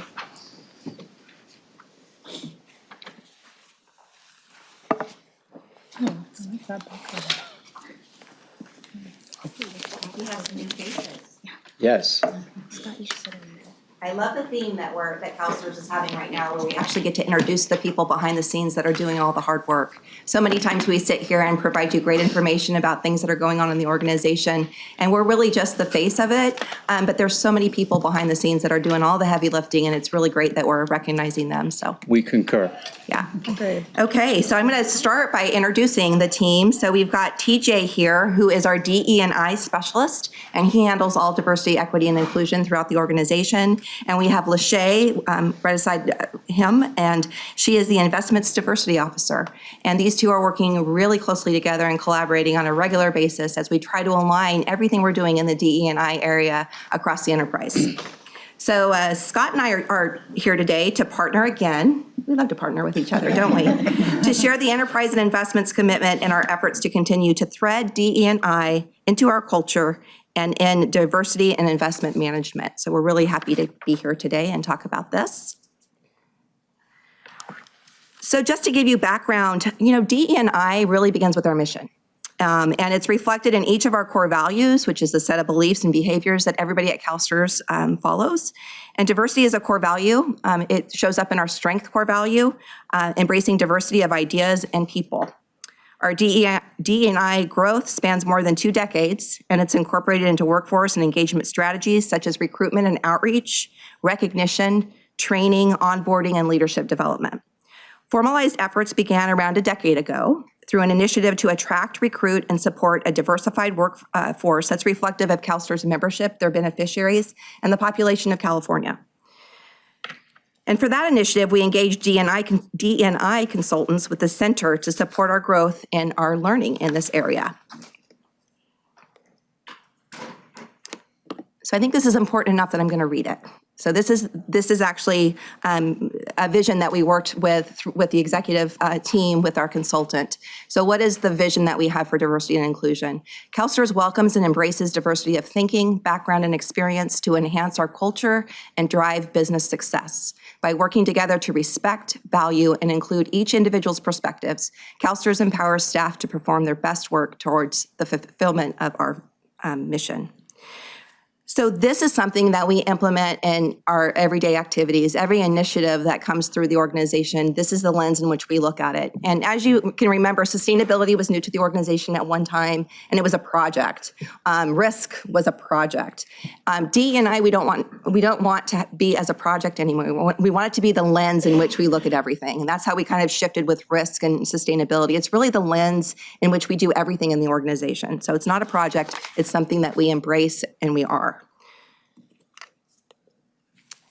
So we have a number of enterprise efforts that are going on in the organization right now. The first example is the hybrid working environment. And as you all know, after the pandemic, We became a teleworking organization. That was something that we weren't used to doing. And with that comes some constraints and some concerns, if you will. How are we going to make sure that people that are teleworking are getting the same opportunities and the same access to things that are going on in the organization if you're in the office? So there was a lot of work that we had to do to make sure that we kept that front of mind.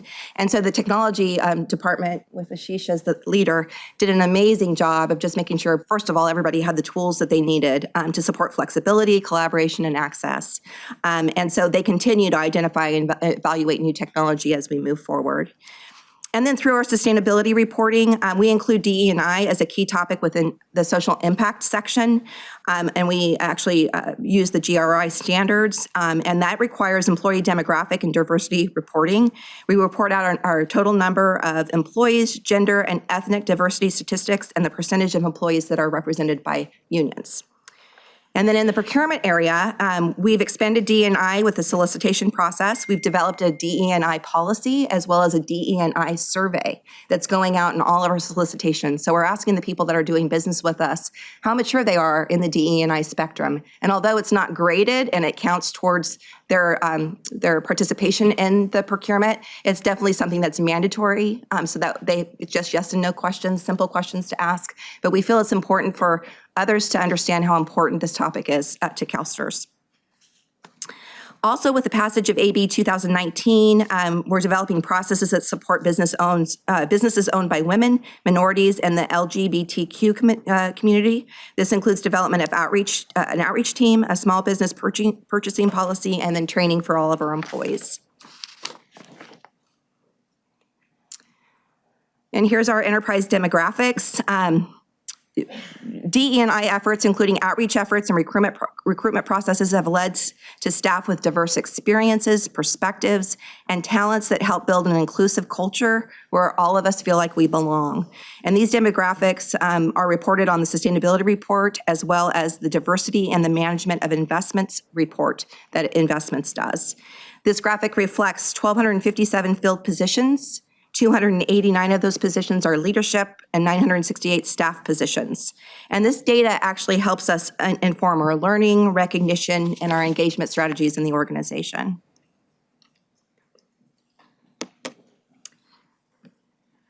DE&I and CalSTRS practices. So starting last year, Cassandra sends a monthly DE&I message to all staff.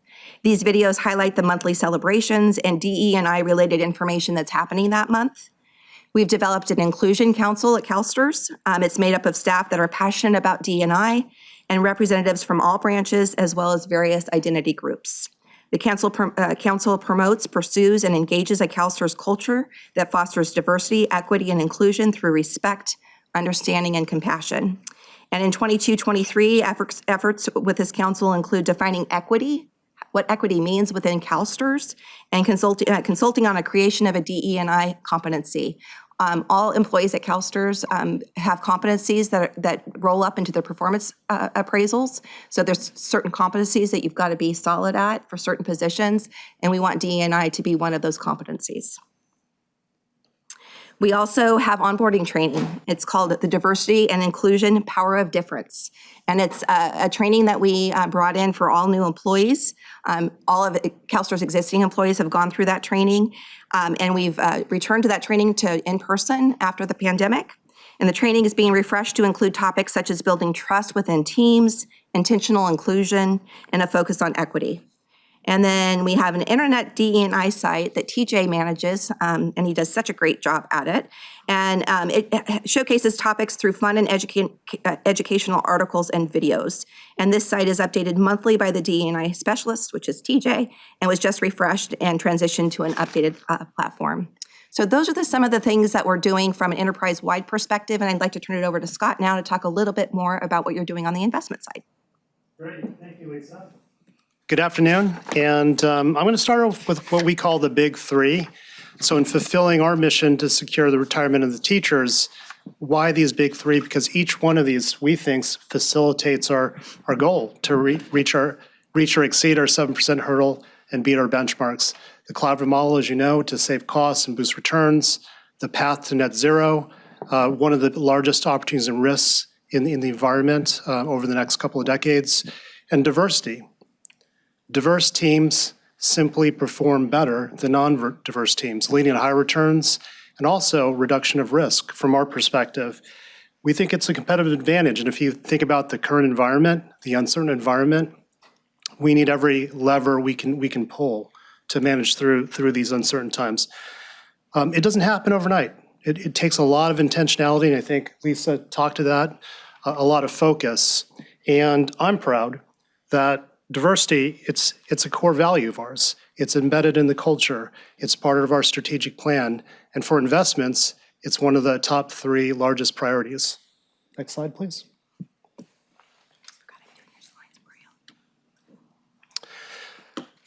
So today, the responsibility, and I think Chris and I are really proud of this, in investments, diversity is really shared by the entire staff.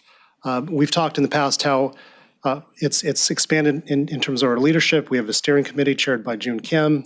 It has other leaders like Kirsty Jenkinson, Geraldine Jimenez, April Wilcox, Chris and I are just some of those on that steering committee. A diversity team that's chaired by Lachey and many of the members of our investment team. And, you know, from my perspective, June, Trifad, and Lachey really they're the tip of the spear here for our investment team and really help Chris and I out quite a bit. But these are the 3 pillars of our diversity in investment management of investments. Starts with our internal investments branch.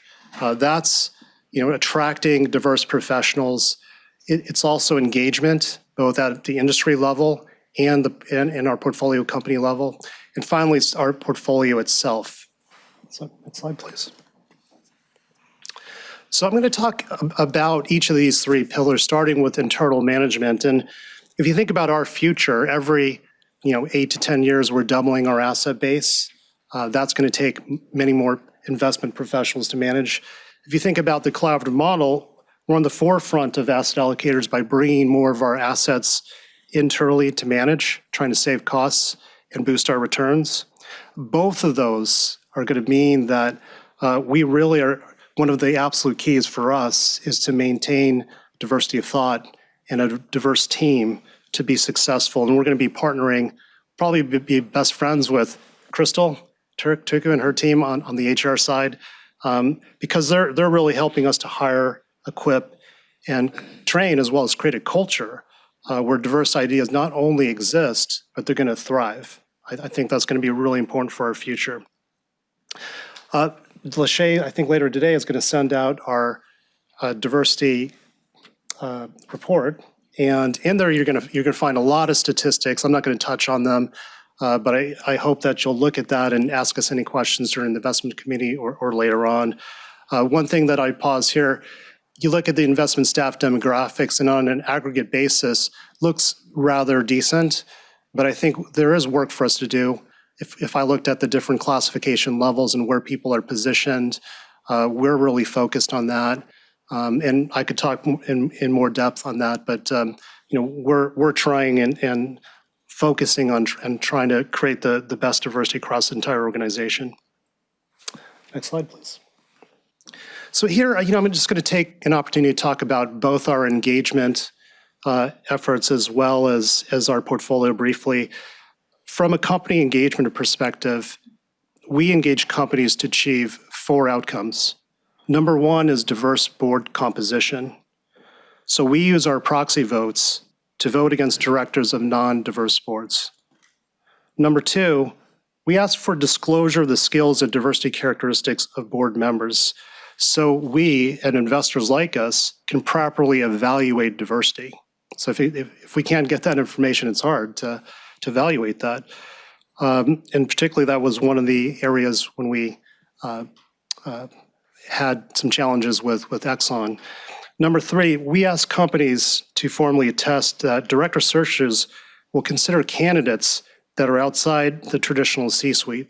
This is oftentimes very important because diverse candidates tend not to have that C-suite experience. So how do you get that? How do you expand the opportunities for those candidates on boards? And number 4, we support things like the Rooney Rule, a concept of including diverse candidates in every board search. So that's what we're really focused on from a company engagement perspective. We also are working collaboratively with many partnerships. We have our own, Beyond Talk, where we're really looking to promote women. This summer, many of you have already heard, and we'll be talking more about this, the CalSTRS CalPERS Catalyze event that really is going to, for us, look to try to get more ecosystem and network around emerging managers and diverse managers. So, and finally, and I'll point to the external report that we'll be setting up. We have many external partnerships with managers that we couldn't list just because of all the space it would take up. So finally, I wanted to talk a little bit about how this all comes together. And for us as an entire organization, the value proposition is clear. Diverse teams outperform. It's an enduring competitive advantage, not only for investments, but for the whole organization. And I think if I center you towards the middle part of the slide, it's really about walking the talk and vice versa. And so we need consistency in not only how we engage our partners and engage the industry, but how we invest our portfolio and what we do as an entire organization. And so there are many areas that we're connected and we've been talking about both sides, but a few more of those areas in particular, talent management. We need our human resources and enterprise colleagues to help us create that thriving culture and strong retention. We've been working with them to enhance our hiring practices through our affinity networks, through our investment mentorship program, through our summer internship program, as just some of the examples. And finally, communication and reporting. We've been working jointly with the legal division on AB 890 that we brought to the board about defining diversity and how we're going to be reporting that going forward. We've been working with them on the sustainability report that we mentioned, as well as the diversity and investment management report that we'll be sending later today.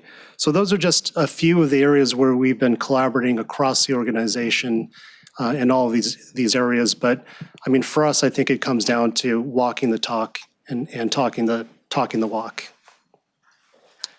Okay, and just to close it out, CalSTRS is engaging a consultant to continue our efforts along with the Inclusion Council on incorporating the work into a larger diversity, equity, and inclusion strategy roadmap in 2023. So we just engaged with the consultant. They're just getting onboarded, so it's going to take us a while to meet with them to come up with recommendations. But we're excited to start on that to really make sure, I mean, as you can see, we're pretty mature already, but there's always more that we can do. Of course, CalSTRS is a learning organization, and this is really where we want to be ahead and lead in this particular category, so we're really looking forward to that. And with that, I'd just like to open it up to questions. Lachey and TJ are here. The purpose of them coming too is in case you had any questions for them. They're happy to answer questions as well. Okay, well, thank you. And we do have members of the board that have questions. So we'll begin with, so we have Ms. Hendricks, Mr. Gunning, Ms. Yamamoto, and Madam Controller Cohen. So we'll start with Ms. Hendricks. So I have just a couple of questions, and then maybe I'll just kind of throw them out. They're probably addressed on the investment side, Lachey, and then on the enterprise side, TJ. So, but one is, I'm curious to hear more about how do we measure DEI competency? Like, how do we measure that if that's part of our staff's evaluation, how do we do that? I also would love actually our board to get access to some of this DEI training. So I'll talk with Harry, obviously, but I personally think, I think our board values this, but I also think there's more for us to grow and learn in our leadership. So however appropriate, obviously, I think that it would be meaningful for the board to be able to participate in some of these trainings to grow and learn as leaders. I think another piece, I guess I'm mindful of, I was reminded recently, I just had a conversation yesterday with someone in the insurance industry about a presentation I was requesting. And I think just being intentional about ensuring that even for the board, because I think we've had times in the past where we've had I know we think about diversity, but sometimes we don't necessarily represent it when we have people come and present to us. And so, Lachey, I assume and hope that you are kind of the sort of, not that it's all on your shoulders, but that on the investment side, when there are presentations or when we're out in the, sphere of institutional investors. I know for me now, when I even look at a conference, I get invited to a conference, if there's not a person of color or woman on the brochure, I won't even consider going to it. Because I feel like there's just so much, it's just a no-brainer that you get better results from diversity. And so I'm wondering how we're moving it from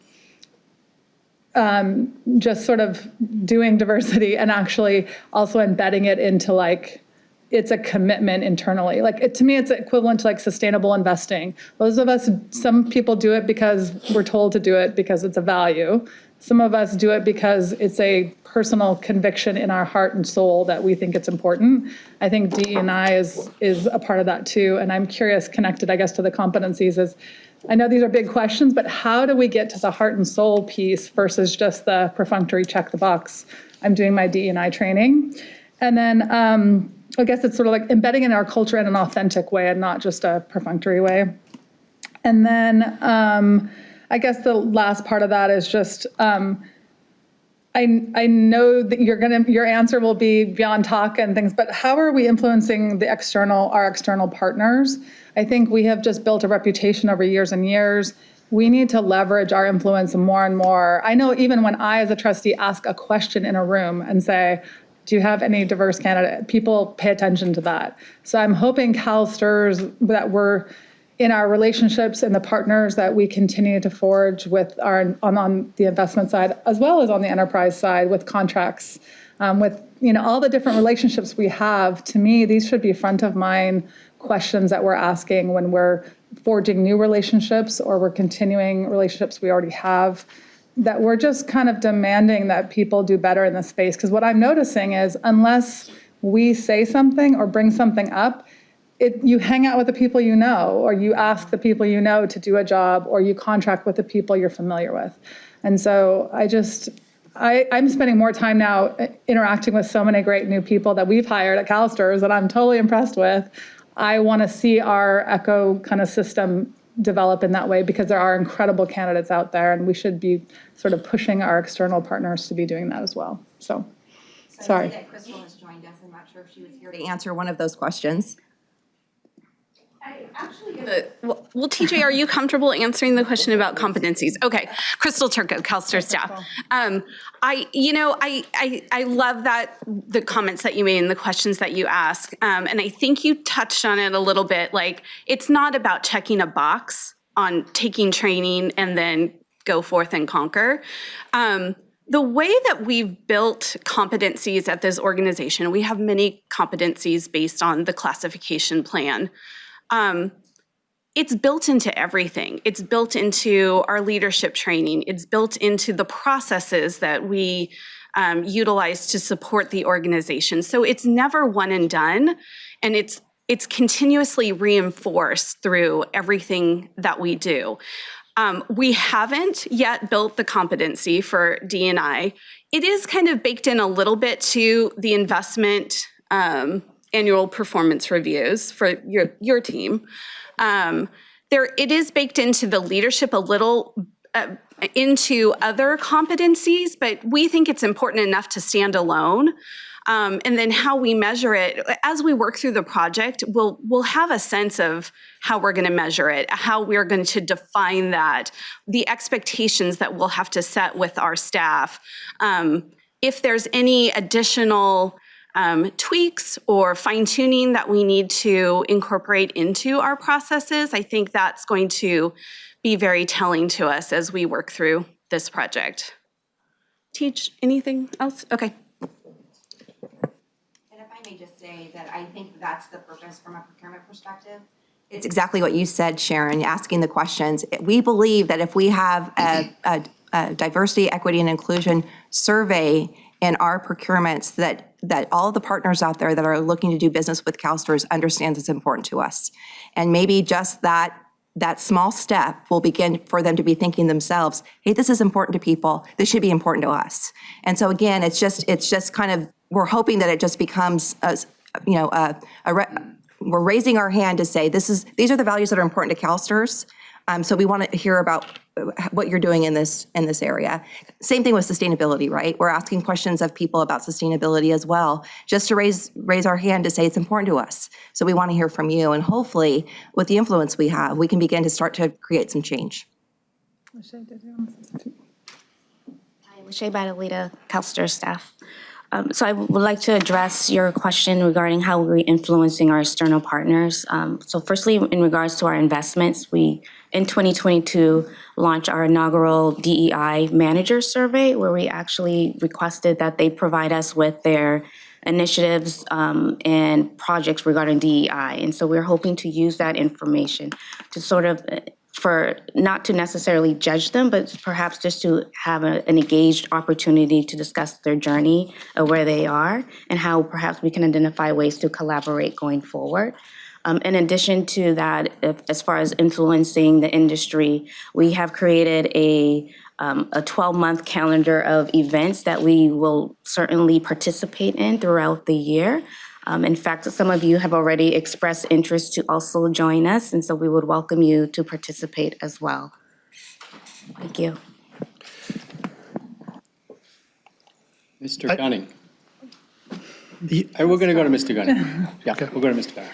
Thank you, Scott. Two questions, Scott. The slide that had 50% on it, what does 50% mean? So I think you were mentioning 50% of the staff identify as ethnically diverse, and yeah, as self-identified. Okay. I like the undeclared ones too. And then the second question really revolves around Grant Thornton. You know, I talked with Graham, and aren't they doing a study for us, or what are they doing? Yeah, we did actually contract with Grant Thornton. They were subsequently purchased by Guidehouse.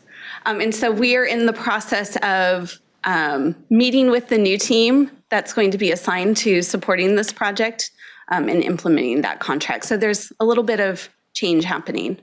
Is there a sense of timing around that, or? I think we have our meet and greet scheduled next Monday. Because we want to get started as soon as possible on refreshing our efforts. I asked the question a while ago, so I think it's a perfect opportunity to practice D&I and maybe use a minority firm or a woman-owned firm, or try to look at other firms and those major firms that seem to get all the business. It was a RFP, and we did go through that process. And then Grant Thornton was ultimately the one that was selected from that. I think you've raised an important point. I think people have heard it. Yeah.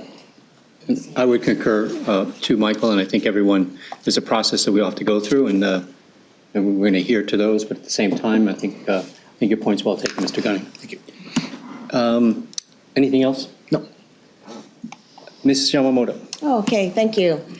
Sharon raised some of the questions that I was going to ask, but I wanted to focus particularly on two.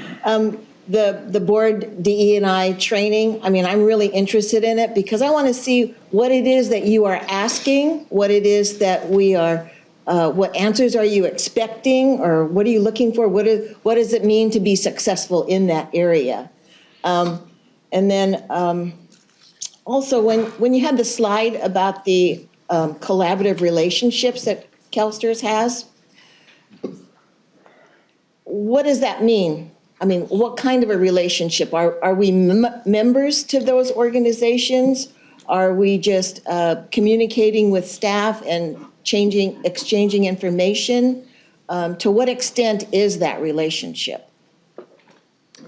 Yeah, so maybe I'll take your questions, Karen. So if we looked at our industry partners, there's a diversity of reasons why we collaborate in these groups. So one, just take an example, the California Investors for Effective Board Diversity and the 30% coalition.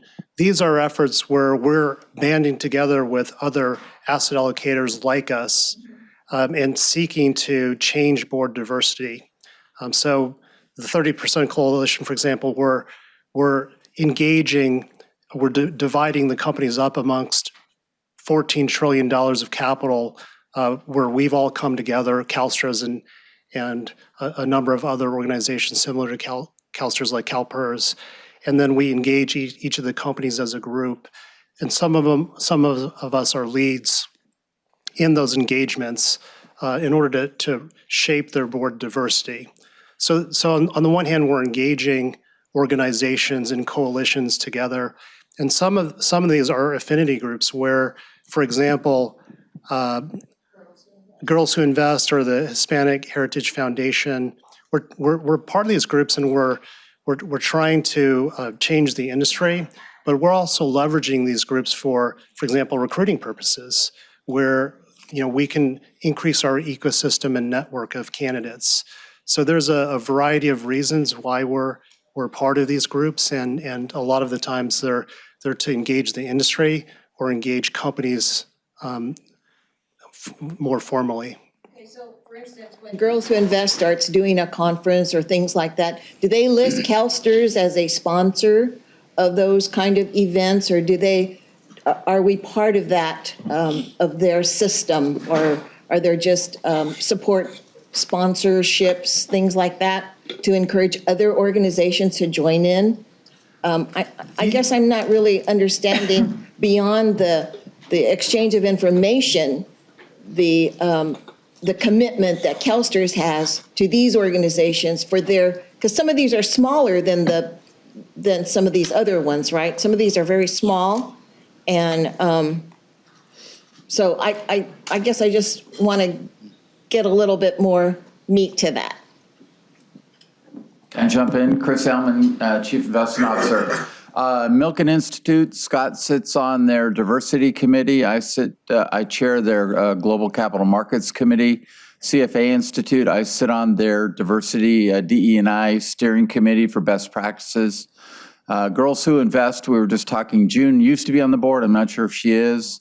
Priya, we're on the board and active in that. AIM, I think June and Scott are really super leaders. They're not on the board. NASP, I'm their keynote speaker frequently for the LA chapter. So varying degrees. We have looked at times about joining them if they have a pension group. We also have looked at whether to sponsor, because I know CalPERS is now advertising with some of these organizations. We haven't gone that far to because it looks in many cases like a donation, and that's difficult in our system. We do advertise, and we do pay to advertise our open positions in many of these organizations. And I guess I should add, New America Alliance, Solange Brooks from our office, a little member, was just retired as their CEO for the last, 5 or 6 years. So in many cases, we're contributing our time and effort and being part of their leadership. Girls Who Invest and Priya both send us, we partnership with them to have student interns. So last year, our Girls Who Invest only came for a day, but Priya, we've had student interns every time. We really, I think, helped inspire them to start a diversity effort and a student intern program. And I'm missing one other student intern we get. Maybe it's New America Alliance sends a student intern, and we pay, and they select them. So I think we've tried to really integrate. We've been active members, not just passive. And the other thing I would say really quick, we've been consistent. We have been involved in these organizations. I know NAA, NAIC, AIM, literally since 2003. And I have said to them, the one thing they can count on with CalSTRS is we're going to be consistent. We're always going to be there. A lot of other pension plans, not to throw rocks, but a lot of other pension plans get really hot and then they get cold and they come and go and come and go. We have always been there, even in tough times. NAIC wrote a very direct editorial to me, and I went directly to their conferences to engage them and talk. And Bob Green will tell you one of the reasons he felt strong about calling me out was he knew I would answer the phone and talk to him about it. I wouldn't just run and hide. So we'd be happy to talk to the board about whether we would step up to the point of sponsorship and how we would budget that and do that. And Twigo Foundation. Scott's on the board of the Twigo Foundation. I've been on their advisory board for 24 years. So really active and involved. SEO is more of an East Coast organization, but we've talked to them about student interns as well. So hopefully that helps. Very good. Thank you so much. And, I just really appreciate it because a lot of times we don't know all these things and we hear about it, but we don't know how involved our staff is, besides doing everything else that they do for the fund. So thank you very much. Thank you, Ms. Kumar. Madam Controller. Thank you. Good afternoon, everyone. It's good to see you all. I think I'm one of the newer members on this body, so forgive me. I'm learning the ropes and learning new names and faces. Thank you to the staff for putting the lookbook together. That's incredibly helpful. On a side note, so perhaps in my old age I've become jaded, but I've seen programs like this come and go. What makes this initiative unique from what was done in the 80s or what was done in the 90s? And I don't even know who to direct my comments to. So I'm looking at all over the place. Actually, I was looking at you, Mr. CEO back investment. But, what's so different about this? I mean, we use DEI as a term today. It's popular, it's catchy, but so what? I think we've had programs like this before. I want to know why this one is special or is going to make a difference. Hi, Mr. Chan. Thank you for the question, Controller Cohen. I think for us, it's very holistic. And so if you think about us naming diversity, equity, inclusion as one of our top 3 initiatives in investments, what that means on a very practical basis is that as Chris creates the business plan every year, we have each of our divisions, each of our leaders and all of their staff report on those 3 key core pillars that we think are going to be important for us: the internal investment management and diversity of our staff, external management and diversity in that as well, and then engagement, both at a company level and with our partners. And so our whole organization and investment branch is moving towards that. And I think that's different than in prior periods. Now, Chris probably would be able to talk about the larger history, but the longer, sorry. Longitudinal study. You really got me there, actually. But I think another large change on our end has been the spreading out of the leadership as well as having all of our staff responsible for it. And so we've created a steering committee with, if you looked at the membership of that, it's most of our leadership in investments.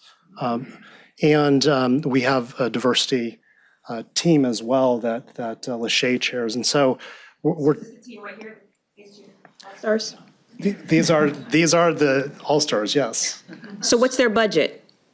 How much money do they have to spend around diversity, equity, inclusion initiatives? Let me recognize our CEO, Cassandra. I realized that she wanted to speak, and if you could maybe address Madam Controller's question as well around budget. Right. Around the budget, we have the TJ is within our human resources area and it's embedded within their budget. So I'm not sure if it's categorically identified separately from the other staff resources that we have there. And then I'll let Chris speak to the investment budget on their side of it. But to your first question, I think that what makes this different, if it is different, is DE&I is something that we have focused on progressively in the organization for a very long period of time. It's not something that we started and stopped, and had a lukewarm interest in. It's a process improvement that we recognize needs to continue to grow. If there was a target or a blueprint out there for what ideal looked like, maybe we could look to that, but that's not there. So our aspiration is to try to, maybe we create that. Maybe we identify as we learn through this process and as we align our values with what we think, how we should operate as an organization, maybe we set the blueprint. We want to be progressive in that. We have done a lot in the organization and have made strides in a lot of the things that Crystal spoke about, Chris and Lisa have spoken about, embedding it in our culture, incorporating it in our core values, talking about it, creating a diversity, equity, inclusion council, having our vision statement, having it as part of what we talk about, and not being afraid to talk about it. We have had a history of having open dialogues and conversations with staff, addressing questions, learning from experiences that didn't go well, and trying to celebrate things that we think that we have advanced in. But again, it's a continuous improvement process that we want to try to continuously engage in. And some of this is finding out what those next steps are and establishing targets that we can start really measuring tangible results in. We haven't figured out what those are yet because we're still in the building framework of those. So. Question, because what you're describing is basically you're changing cultural norms, you're changing ideology. You literally have put together a committee that will assist this organization in re-envisioning what leadership looks like. And so I understand that this is a cultural shift. This is a long-term goal, which is great, but you need resources associated with that. So my question is what's the budget? Because oftentimes I see people who have good intentions, diversity, equity, inclusion. I'm a Black woman. I've been a part of all these conversations for a long time. And I don't see two things. I don't see a budget to support the work or the mission or the level of investment. And two, the chain of command. Where do these people, to whom do they report directly to you, or are they mid-level, certain levels away? Because oftentimes to have a direct report, to have direct accountability, to have direct power for an organization and an entire structure to respect the work that they're doing, they need to have that relationship with you, quite frankly. And just in response, you're spot on. I mean, those are conversations that we're having. We're having those with our consultants. What are the budgets that we need to establish? How should we restructure the organizational reporting relationship? Those are all in play in the conversation of how we're going to move forward. So I appreciate the question. It's noted, and that's exactly those types of conversations that we're having internally on how this is going to look in the future. So, Mr. Chair, if it's possible, could we bring this item back for them to report back when you get your budget straight, when you get? Absolutely, and if I may be, if I may, I would say that one, thank you for raising the questions around budget and reporting. But secondly, I would say that some of that responsibility rests with this board. Okay. To say to our staff, this is a priority for us because of why we believe this is a priority and will remain a priority for our board. I've been on the board a long time, been very fortunate and blessed to have this opportunity. And from my seat with my experience and my limitations, given who I am, we're making progress. Now, is it the progress that we all want? Probably not. But we have identified diversity, equity, and inclusion as one of our long-term strategic plans. We hired the first woman to lead this organization in over 100 years. I was at an event in New York City, and this is not to be defensive, but to give some context based upon my experience here at CalSTRS. I've seen what our CIO has done and the impact that we can have in the broader world and the difference that we can make given our platform. I'll share this one note with you.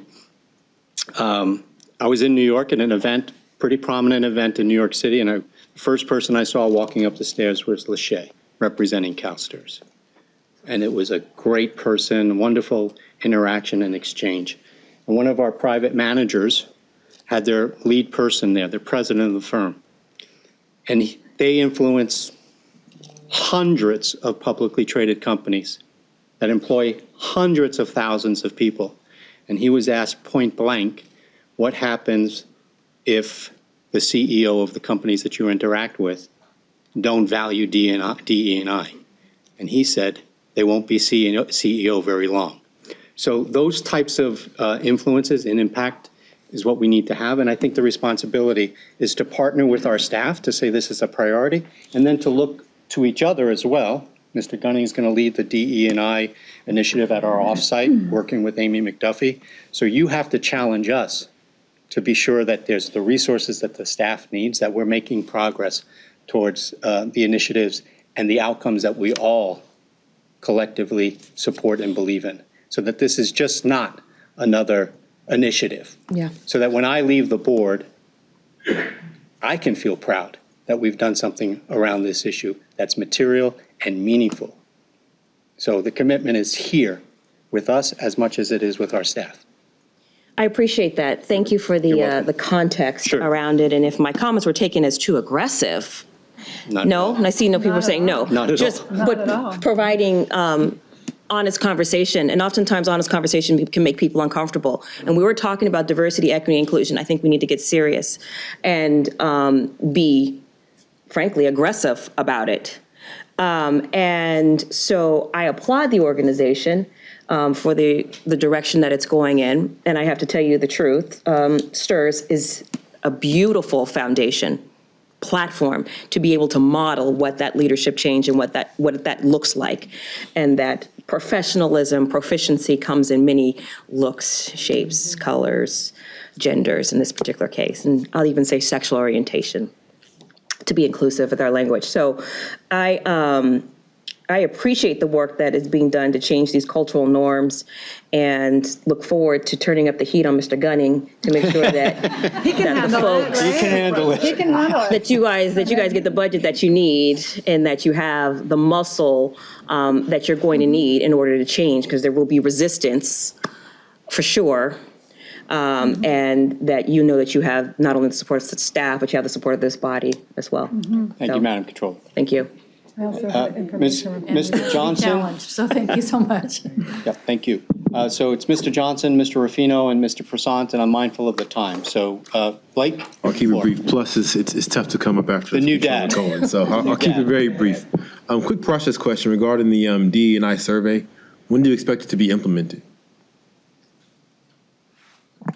We actually implemented the survey in 2022. And we actually- intend to do it on an annual basis. Apologies for not clarifying. Regarding the procurement practices. Oh, that one. That survey has been completed, and we are beginning to include that in our RFPs that go out. Thank you. Mr. Ruffino and then Mr. Prasant. Thank you, Mr. Chair, and I want to start off to say thank you to Lisa, Scott, and Chris for your presentation today. It's timely and very much appreciated. That said, I'd like to ask a quick question. Actually, two key questions, Mr. Chair, if you allow me, and I don't expect the answers right at this moment, but perhaps, Mr. Chair, through you, we can get the answers in the future. And I want to point out the slide, I'm not sure what number it is, but it's investments efforts, diversity in the management of investments. That's a great slide. The treasurer loves this slide, by the way. And I wanted to, all three of them, attract diverse professionals who will drive innovation. It's worth reading it. And sorry for taking a minute. Engage with companies in our portfolio and investment leaders on a global scale. And last, on portfolio management, engage, pursue, and invest in emerging and diverse manager. Beautiful. Two key questions, Mr. Chair, that I would like to ask. How many minority women developers have CalSTRS allocated investment capital to? And the second question, what proportion of CalSTRS real estate investment are with management of colors? As I said, a little bit of meat may not hurt. The treasurer will very much look forward to the responses, Mr. Chair, in the future, unless there's any comments. But those will be some interesting answers that we should consider. And I respectfully submit it to you, Mr. Chair, to Mr. Gunning. Thank you very much. We'll note that as an information request and be sure that the committee gets it. Thank you, Mr. Chair. You're welcome. Thank you, Mr. Ruffino. Mr. Prasant. Mr. Rufino touched on really the issue that I was going to raise, and that is, as a fiduciary, we care about sustainable returns on our investments. And one of the major criteria that we use in determining with whom we invest and with whom we contract and how their boards are composed is the issue of ESG, which has become quite controversial. And so we not only have a lot of homework to do here, but we are in a major effort because of we have a single branch of the investment group that is designed to address ESG issues and other sustainable investment issues. And so not only are we charged with this, but we are agents of change. And so that's something that this is not a fad. This is an element of how we invest our pension funds. It's a measure of how sustainable we believe DE&I is to getting those returns. And so, that's something that we also have to continue to be aggressive on. We haven't, we haven't done the perfect job. This is a process, but we're aggressively attacking this process. And what I would add, just as a final comment, is that I think it's a very good idea for the board to have an educational program that we can, have the people, we can zoom in on it and have that kind of program. So all of us are on the same page. What do you think, Michael? I agree with you, Mr.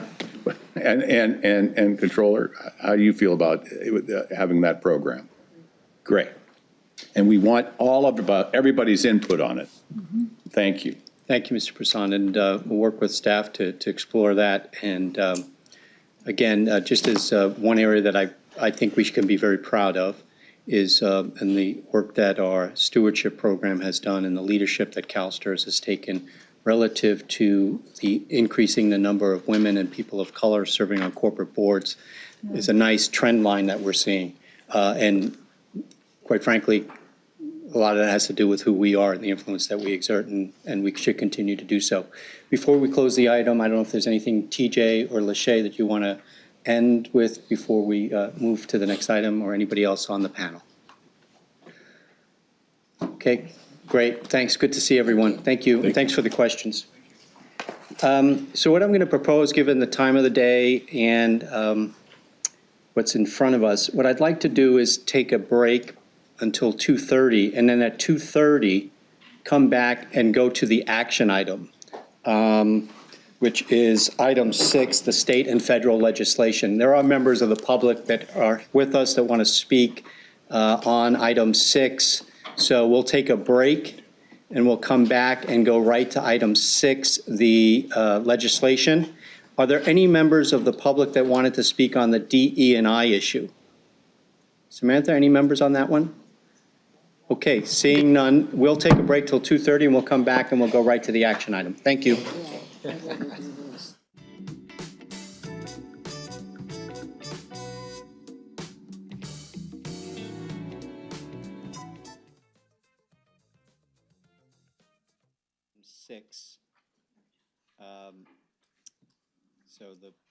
We'll go item 6, and then we're going to go back to items 4 and 5. So item 6 is the state and federal legislation.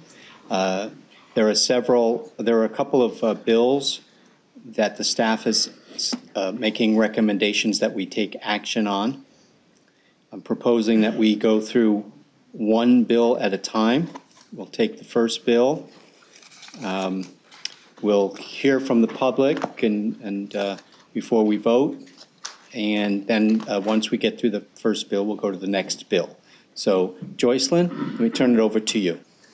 Good afternoon, Joycelyn Martinez-Wade, Director of Governmental Relations. I appreciate the direction. So we will start with SB 252. This bill prohibits both CalSTRS and CalPERS from making new, renewed, or additional investments in fossil fuel companies as of the effective date of the bill if it were to be signed, which is January 1st, 2024. It also requires divestment of fossil fuel companies by July 1st, 2030, and if there are market conditions that dictate extending that date, it allows for an extension to January 1st, 2035. The bill also requires various reporting in connection with that divestment, as well as some other topics that are listed in the bill. So to take a moment, I always point out the fiscal impact section of the analysis, which is on page 7 of the analysis this time. I want to note that through determinations made by staff, we are looking at 159 companies affected by the bill.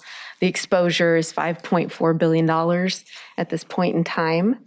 And we don't necessarily know the gains or losses if divestment is required and the bill passes, but we know that diversification is lost. We know that there are administrative costs, and those are also noted in the fiscal impact section.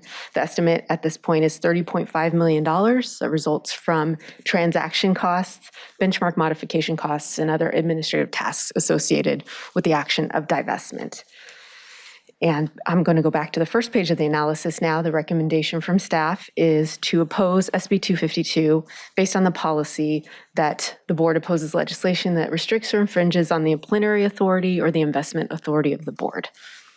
Thank you. Thank you, Joyce. So there's the staff recommendation is to oppose 252. What I'd like to do is take questions or comments from the committee members. But before we take any action on the item, we'll hear from the public. So let's go to Ms. Hendricks. Thanks, Joycelyn. And I do have a couple of questions, and I appreciate what you just mentioned about costs. I think there have been questions from the public around CalSTRS reporting out around transition costs, the basis of the cost for divestment, what evidence we're basing that on. I know staff has published I think a 1 or 2 pager around the cost of divestment.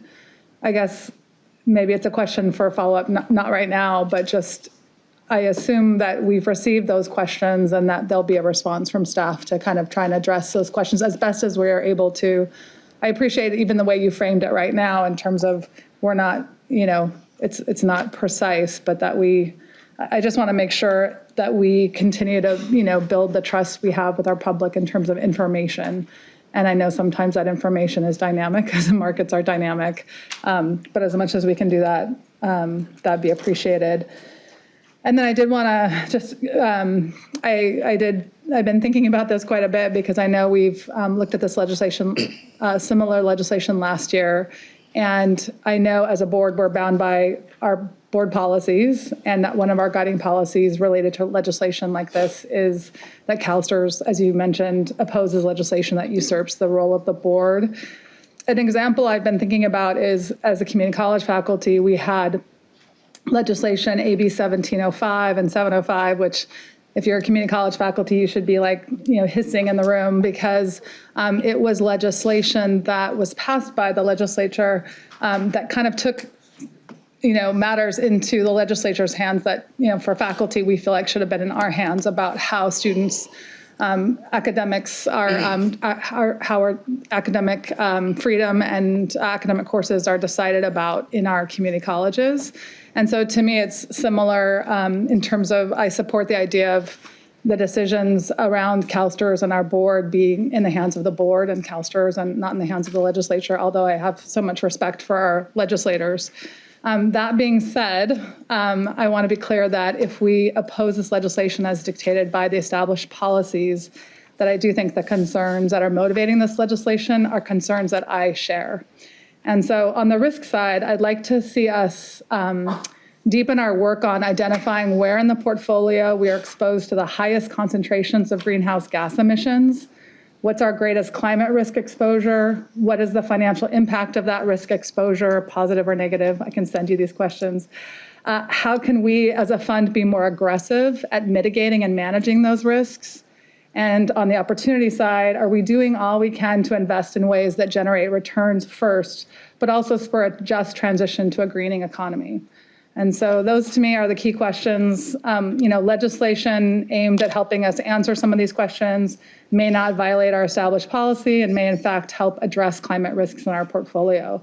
So in my mind, fossil fuel investments are one important generator of greenhouse gas emissions, but actually I think the challenge is bigger than that. It's across our entire portfolio, not just in energy and oil and gas, and that our response should be more comprehensive. So with that, I would move the staff's recommendation. Okay. Yep. Ms. Hendricks is moving the staff recommendation. It's seconded by Mr. Tang. We will have further questions and discussions clearly, but there is a motion to support the staff recommendation. It's properly seconded. I would ask Ms. Hendricks that the questions that you do have, if you could just submit the questions alone to staff, and then they can compile the response and provide them to us appropriately posted on Diligent, or however it would be most appropriate that those responses get funneled to all of us. Okay? Will do. Thank you. Any other board members, questions or comments on the staff recommendation? Okay. Mr. Ruffino. Thank you, Mr. Chair.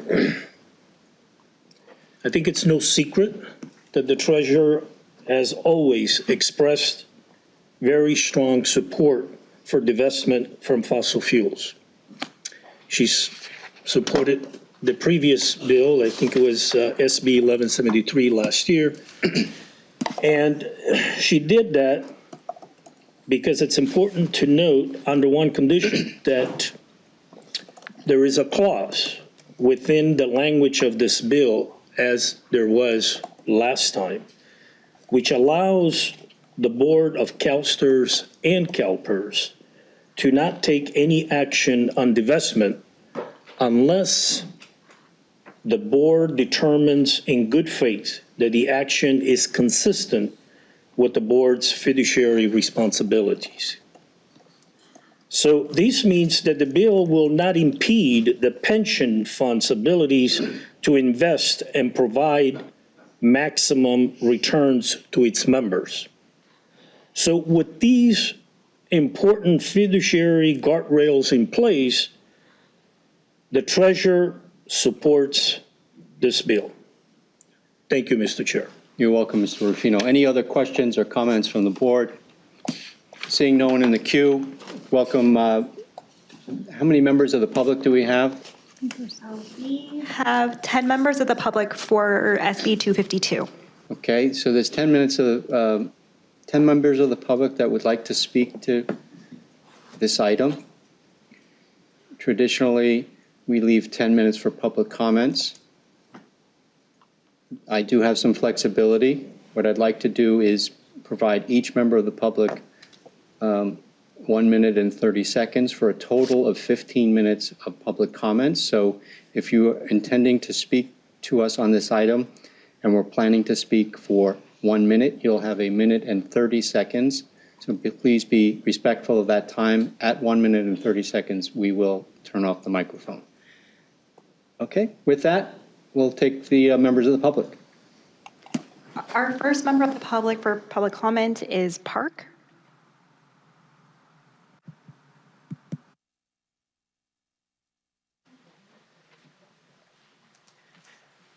Thank you. I'm going to talk fast this time. Thank you again for the opportunity to address the board. For those of you who are not on board governance committee, my name is Park Guthrie. I'm a 6th grade teacher, a CTA member, and a CTA state council delegate on the retirement committee. I provided hard copy and emailed documents which show a pattern of misinformation and bias related to CalSTRS fossil fuel divestment. I encourage all board members to read these documents and take concrete steps to signal your discomfort with fossil fuel misinformation and bias within the CalSTRS system. One concrete step you can take today is to defer your vote on SB 252 and ask staff to add 4 missing elements to their bill analysis. The current bill analysis is one-sided and incomplete without these elements. As fiduciaries with the duty of prudence, you should consider a complete bill analysis before taking a position on the bill. To be clear, I do not fault CalSTRS staff for this. They do tremendous work based on leadership signals and lengthy institutional practices of accepting incomplete and one-sided bill analysis on this topic. You have the power to change this practice today.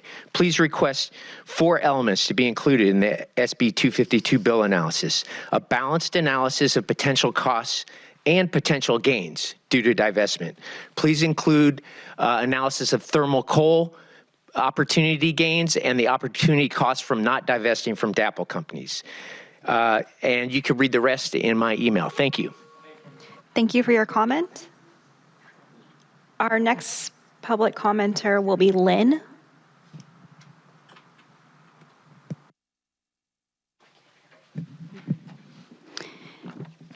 Thank you.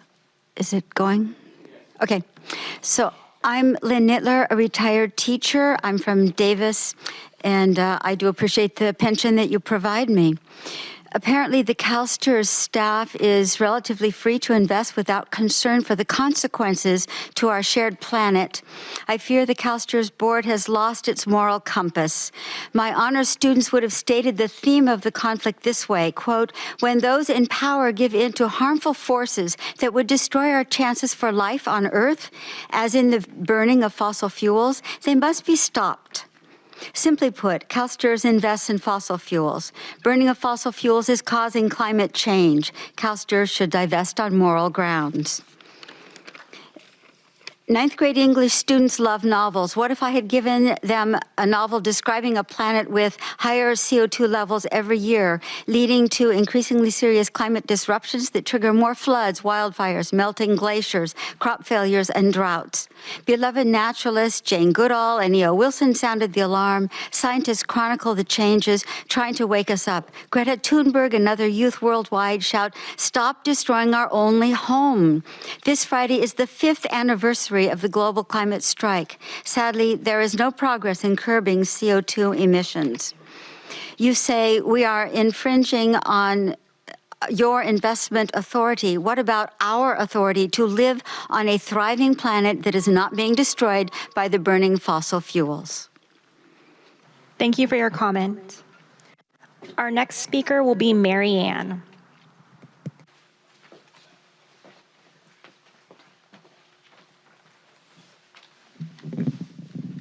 Hello, board members.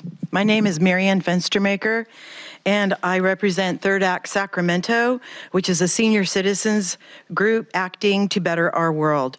I am a 25-year veteran of teaching in the Capistrano Unified School District, and I've been receiving a CalSTRS pension for the last 5 years. As teachers, we can recognize the craving for human popularity in our students through all the grades, and it doesn't end with school days.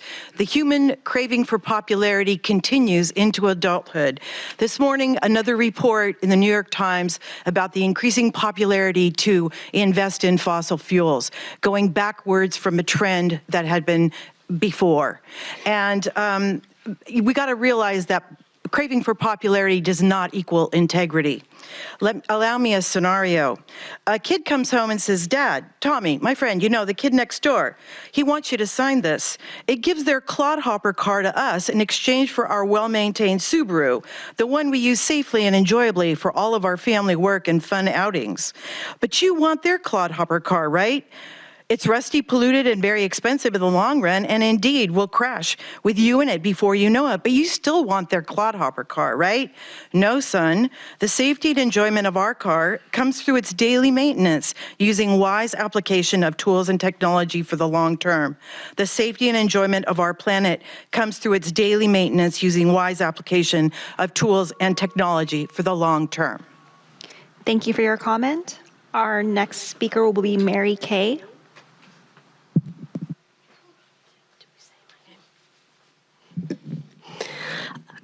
Good afternoon. My name is Mary Kay Scheid, and I serve as Vice Chair of the Retirement Committee for CTA State Council. As you know, CTA has not taken a position on SB 262. That decision will be made at the end of March. Thank you for all you do on behalf of California's educators. Thank you for your comment. Our next speaker will be Miriam.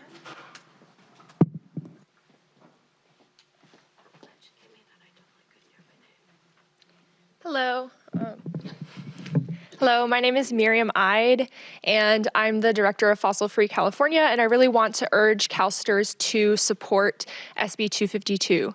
I understand that for many of you, you're looking for ways to not have to limit your investments, but I really urge you to look back at the decision you made in 2015 to divest from thermal coal. You decided that it was fiscally responsible to stop investing in a portion of the energy industry because it was no longer performing. I think now is the time to take that next step, to continue to divest from more of the fossil fuel industry and to follow the recommendations of SB 252 and to divest from the fossil fuel companies that are no longer performing at the level that they need to continue to sustain strong returns for your teachers' portfolios.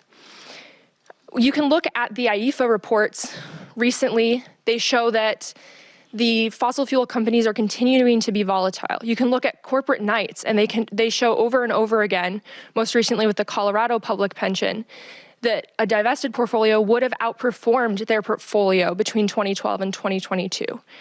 It is your chance to be that pension that performs better without fossil fuels, to honor the needs of your teachers who do not want to suffer from the climate future that they're facing, with fossil fuel companies continuing to destroy their lungs, their health, and their environments, and the students that they teach. Thank you. Thank you for your comment. Our next speaker will be Jane.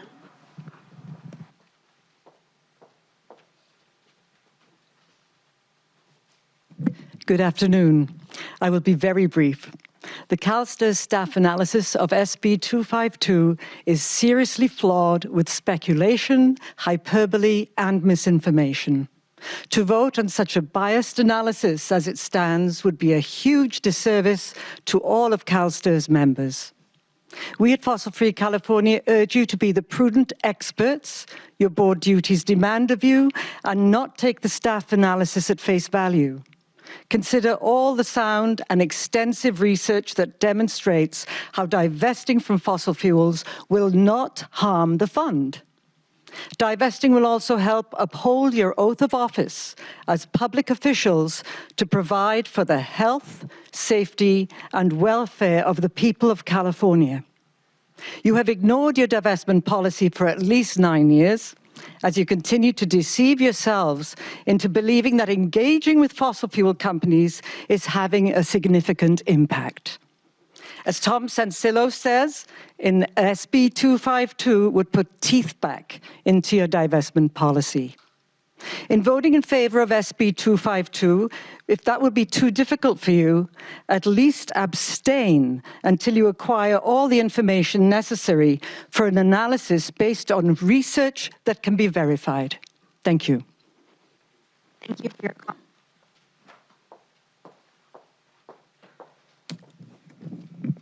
Thank you for your comment. Our next speaker will be Dana.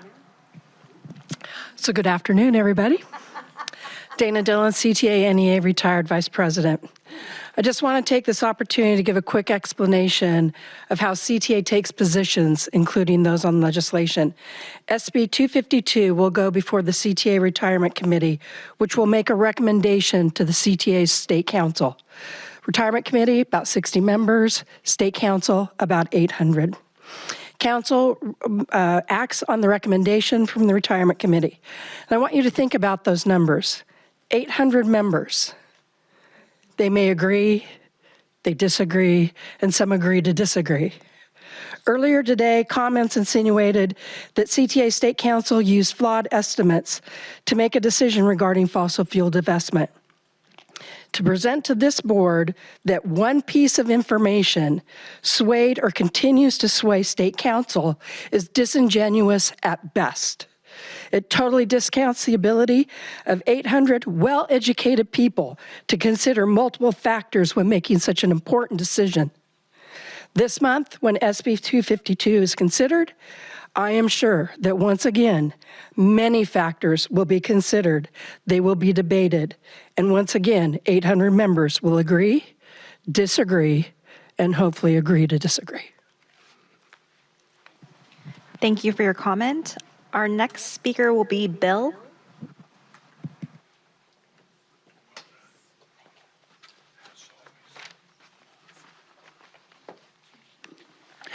Good afternoon again. I'm Bill Vosberg. I'm a retired teacher and I'm a CalSTRS retiree.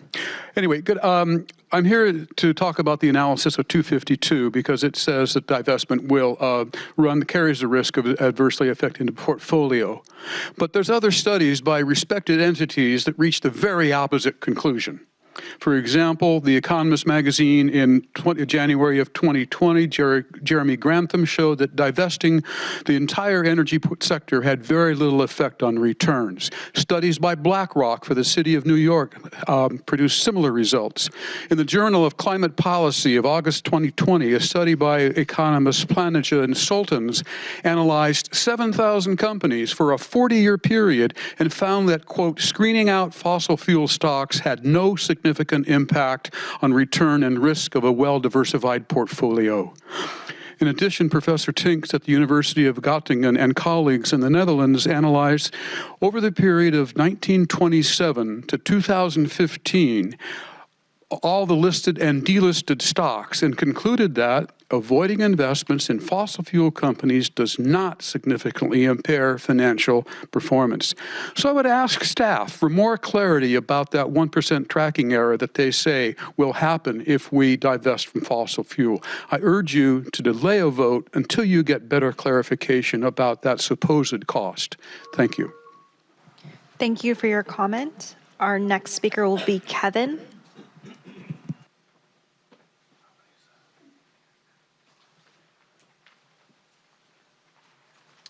Good afternoon, members of the board. I'm Kevin Welch. I'm chair of the CTA Retirement Committee. As chair of the CTA Retirement Committee, I would like to inform the board that CTA currently has no position regarding the Gonzalez bill. Later this month, as committee of the chair, my committee as well as state council will meet and go through a process to take a position regarding SB 252. Thank you. Thank you for your comment. Our next speaker will be Ron.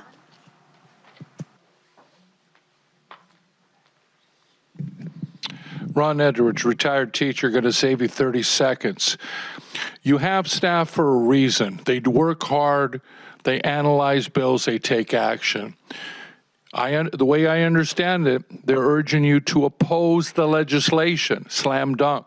State council will meet, and many times they look to see from all factors when they make their decisions. So again, support the staff's recommendation to oppose the legislation. Thank you for your time. There's your time. Thank you for your comment. That is the last public comment for SB 252.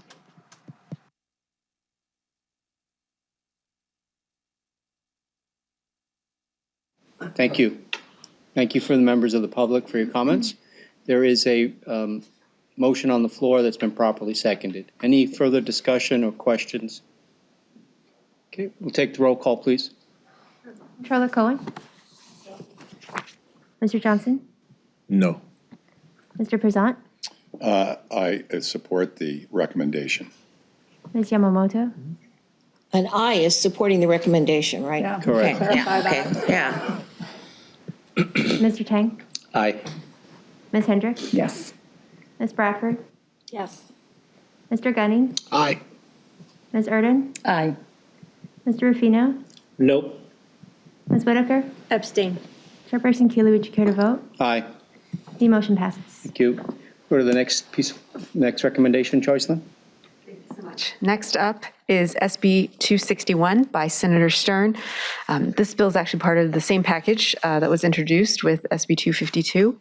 This bill requires covered entities, as defined in the bill, to report on their climate-related financial risk in accordance with the Task Force on Climate-Related Financial Disclosures recommendations, and that's TCFD, which may sound more familiar. And this is something that CalSTRS already does. So there was a bill a few years ago, so we do report on our climate-related financial risks for our public part of our portfolio. The bill also requires an advisory group to gather those reports that come in, to look at those, to analyze them, and to participate in other activities related to disclosures of climate-related financial risks.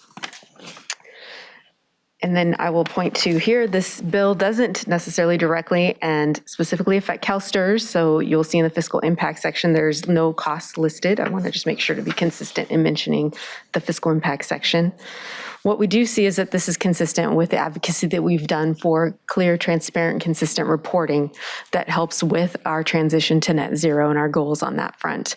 The more we know about our portfolio with information out there, the more that our team can recommend decisions on investments and where we should be going in making it to that goal.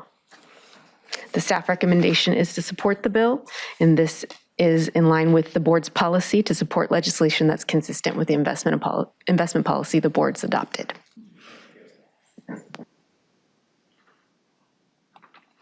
Mr. Persaud? Thank you very much, Jocelyn. And I don't know whether I'm sure you can, or Kirsty can, someone in the audience can answer this question. In what ways is the Stern bill different than the Wiener bill and the SEC regulations that's now being considered that we have we've endorsed? There is a bill, SB 253 by Senator Wiener, and that bill is specific to scopes 1, 2, and 3 emissions, and having reports come in from covered entities in that bill. They are defined a little differently, but it's pretty specific to those requirements. And so this bill is, again, more related to risks, and the recommendations of TCFD is something that I think is more widely adopted at this point in time in the business community. The SEC is also looking at, I think they're looking at publishing rules in April related to scopes 1, 2, and perhaps 3 emissions. I think they differ as well from Senator Wiener's approach at this point in time. So that's a nutshell of what the differences are. So I guess the follow-up question would be, to what extent does the Stern bill impose disclosure standards that would be of a nature that it would take time and a lot of money to comply with, as opposed to, the Wiener bill? And I think I probably wouldn't know exactly the depth of the cost for the different types of reporting. So appreciate that. Kirsty's coming up. Thank you. Hi, members of the board. Kirsty Jenkinson, the Director of Sustainable Investment and Stewardship Strategies. To respond specifically to your question, the starting point that we have for understanding the cost-benefit analysis of supporting the Stern bill is that if our 2 primary goals are to promote universal mandated climate risk disclosure as a global baseline across companies around the world, and if we believe that actually the major mechanism that is going to help facilitate that is the release of the International Sustainability Standards Board's standards, which are due in January 2024, we believe that the route that the Stern bill is saying in adopting the TCFD framework, and forgive me for all these acronyms, the framework of understanding a company's governance, strategy, risk management, metrics, and targets, is embedded in where the ISSB standards are going, and therefore the trajectory which the market is running towards will see these companies, globally having to report against these standards. So we see alignment between what the Stern bill and its request is making with where we see the broad market globally going, and we are very supportive of and have been for many years. Thank you. Anything else, Mr. Persaud? No, thanks. Ms. Hendricks? Can I just follow up with that, Kirsty? Because, in your mind, is that where something like this is headed? I know, even in the U.S., it's voluntary disclosure in certain states at this point. But is that, as you see it, kind of in this, the TCFD, and then obviously the ISSB standards being implemented next year, that being mandatory? That's the goal, right? So that every company has to mandatorily, because right now it's still, even in this bill, it's voluntary, correct? Yeah, okay. Absolutely. And what you're seeing again, to bring back the sort of the baseline that we have as a sort of a house position, and obviously led by Chris's sort of leadership on the International Sustainability Standards Board's predecessor, which was the SASB standards, the Sustainability Accounting Standards Board, is that we need to have global baseline of mandated standards. We are now in a position which I think few would have hoped or imagined to be almost on the cusp of getting that. And so I think the most important thing that we have to continue to support as an entity is that long-term goal and that mandatory requirement that will be coming in place, as we have now been signaled just last week from the ISSB in next year. So it's a very important stage for global sustainability standard disclosure. I'd move staff's recommendation to support this bill. Okay. Second. Moved and properly seconded to approve the staff recommendation. While we have you here, Kirsty, where is China on agreeing to these standards? What I think the ISSB has done very well is to create a board of global representatives from every major economic nation. And therefore, what you're starting to see is a convergence around all of the countries all countries in the world, or major economic powers, around this as a global baseline. So whether it's China or whether it's other parts of Asia or Australasia, we're now seeing representation. And what came out really interestingly last week was IOSCO, which is the International Securities Commission office as well, is now supporting the ISSB. So I think we are really seeing, for the first time, a kind of a coordination of all actors being part of this. Thank you so much. Yeah. So moved and properly seconded. Any other further questions, discussions? Seeing none, Jennifer, would you take the roll, please? Sure. Controller Cohen? Oh, thank you so much. Public comments? Two public commenters Thank you, on this. Karen. Public So comment? our first public. If we can have a 1 minute and 30-second timer. Yes, 1 minute and 30 seconds each. Our first commenter will be Miriam. Yes, thanks so much. Once again, my name is Miriam. I work with Fossil Free California, and I really want to thank the CalSTRS staff for recommending a support position for SB 261. I think it's really important that you continue to report on the climate risks and that you continue to explore what the impacts of climate crisis are on your portfolio so that you can continue to make wise decisions about how you invest. And hopefully that brings us closer together, and that helps us to align our views with your views about how do we create a sustainable future through investing. So thank you so much for taking this step. I hope that you as board members can also stand in support of 261, and I yield the rest of my time. Thank you for your comment. Our next speaker will be Janet. Thanks very much. I'm Janet Cox. I'm with Climate Action California, and you have a letter that we've sent over with about 30 groups supporting SB 261. I don't need to repeat the points in your excellent staff report or in the conversation today, but except to say that I think one of the benefits of SB 261 in requiring companies both to report on their risk and their plans to mitigate that risk in the future, it's going to drive businesses in the right direction. And that's what we all need them to do. So thanks, and I hope you'll vote to support the bill. Thank you for those public comments. Any other, Samantha? Okay, no other public comments. Terrific, where we can find common ground and common agreement on such an important topic, and also want to acknowledge and recognize Senator Stern's leadership on this issue and continued great work, Senator Stern. Thank you. So with that, Jennifer, would you take the roll, please? Yes. Controller Cohen? Aye. Mr. Johnson? Aye. Mr. Prezant? Aye. Ms. Yamamoto? Aye. Mr. Tang? Aye. Ms. Hendricks? Yes. Ms. Bradford? Yes. Mr. Gunning? Aye. Ms. Erden? Aye. Mr. Rufino? Yes. Ms. Whitaker? Abstain. Chairperson Keeley, would you care to vote? Aye. The motion passes. Thank you, Jennifer. Anything else, Joycelyn? I would just like to take a moment to mention that our sponsored bill regarding service retirement benefit backdating has been introduced. Senator Laird is the author, so we'll be working closely with him as that moves through the legislative process. That's it. Oh, excuse me, SB 327. Great, thank you very much. Okay. 70. Going back to the information items, item 4. The review of the board's priorities for 23-24. Amy McDuffie from Mosaic. Cassandra together. Okay, Amy, welcome. Nice to see you. Thank you.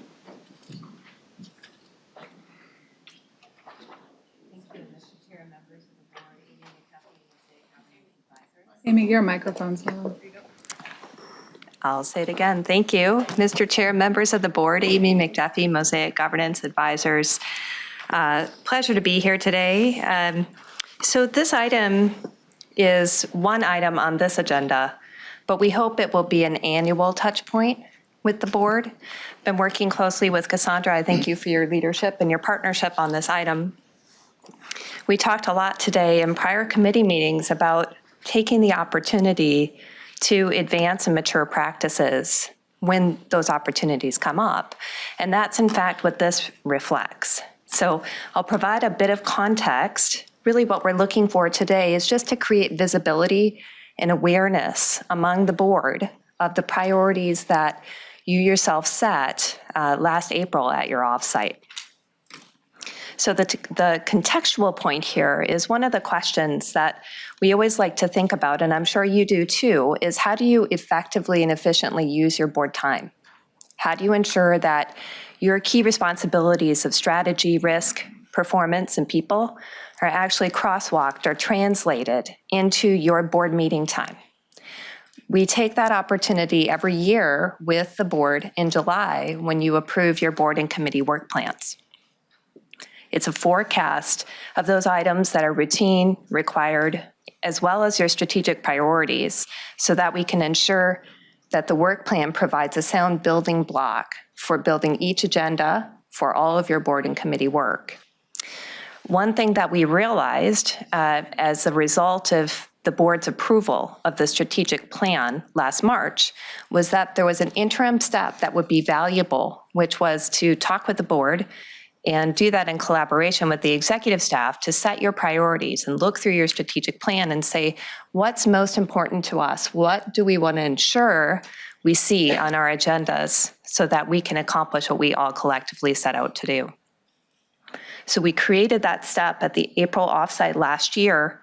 And again, today, what we want to do on an annual basis in the interim years of your strategic plan is just simply to check back in with you and to say, are these priorities still correct? We anticipate that they will be, by the way, but we want to make sure that you see it the same way. And if you don't, that there's a good opportunity to talk to us about why. And then as a result of this conversation today, we're going to be working board, staff, and consultants on developing the work plans, the board and committee work plans for you to start to look at. So that's the tie-in behind how you take your strategic priorities and make those real and translate that into your work plan. So Mr. Chair, that's the real high level. I'll turn it back over to you for any questions. Thank you, Amy. Thank you. Continued support of the board in our work. Any questions, clarifying, or comments for Amy? Okay, Amy, we don't have any for you, so thank you. Thank you. Thanks for your presentation. And thanks, Amy. Item 5 is also an information item.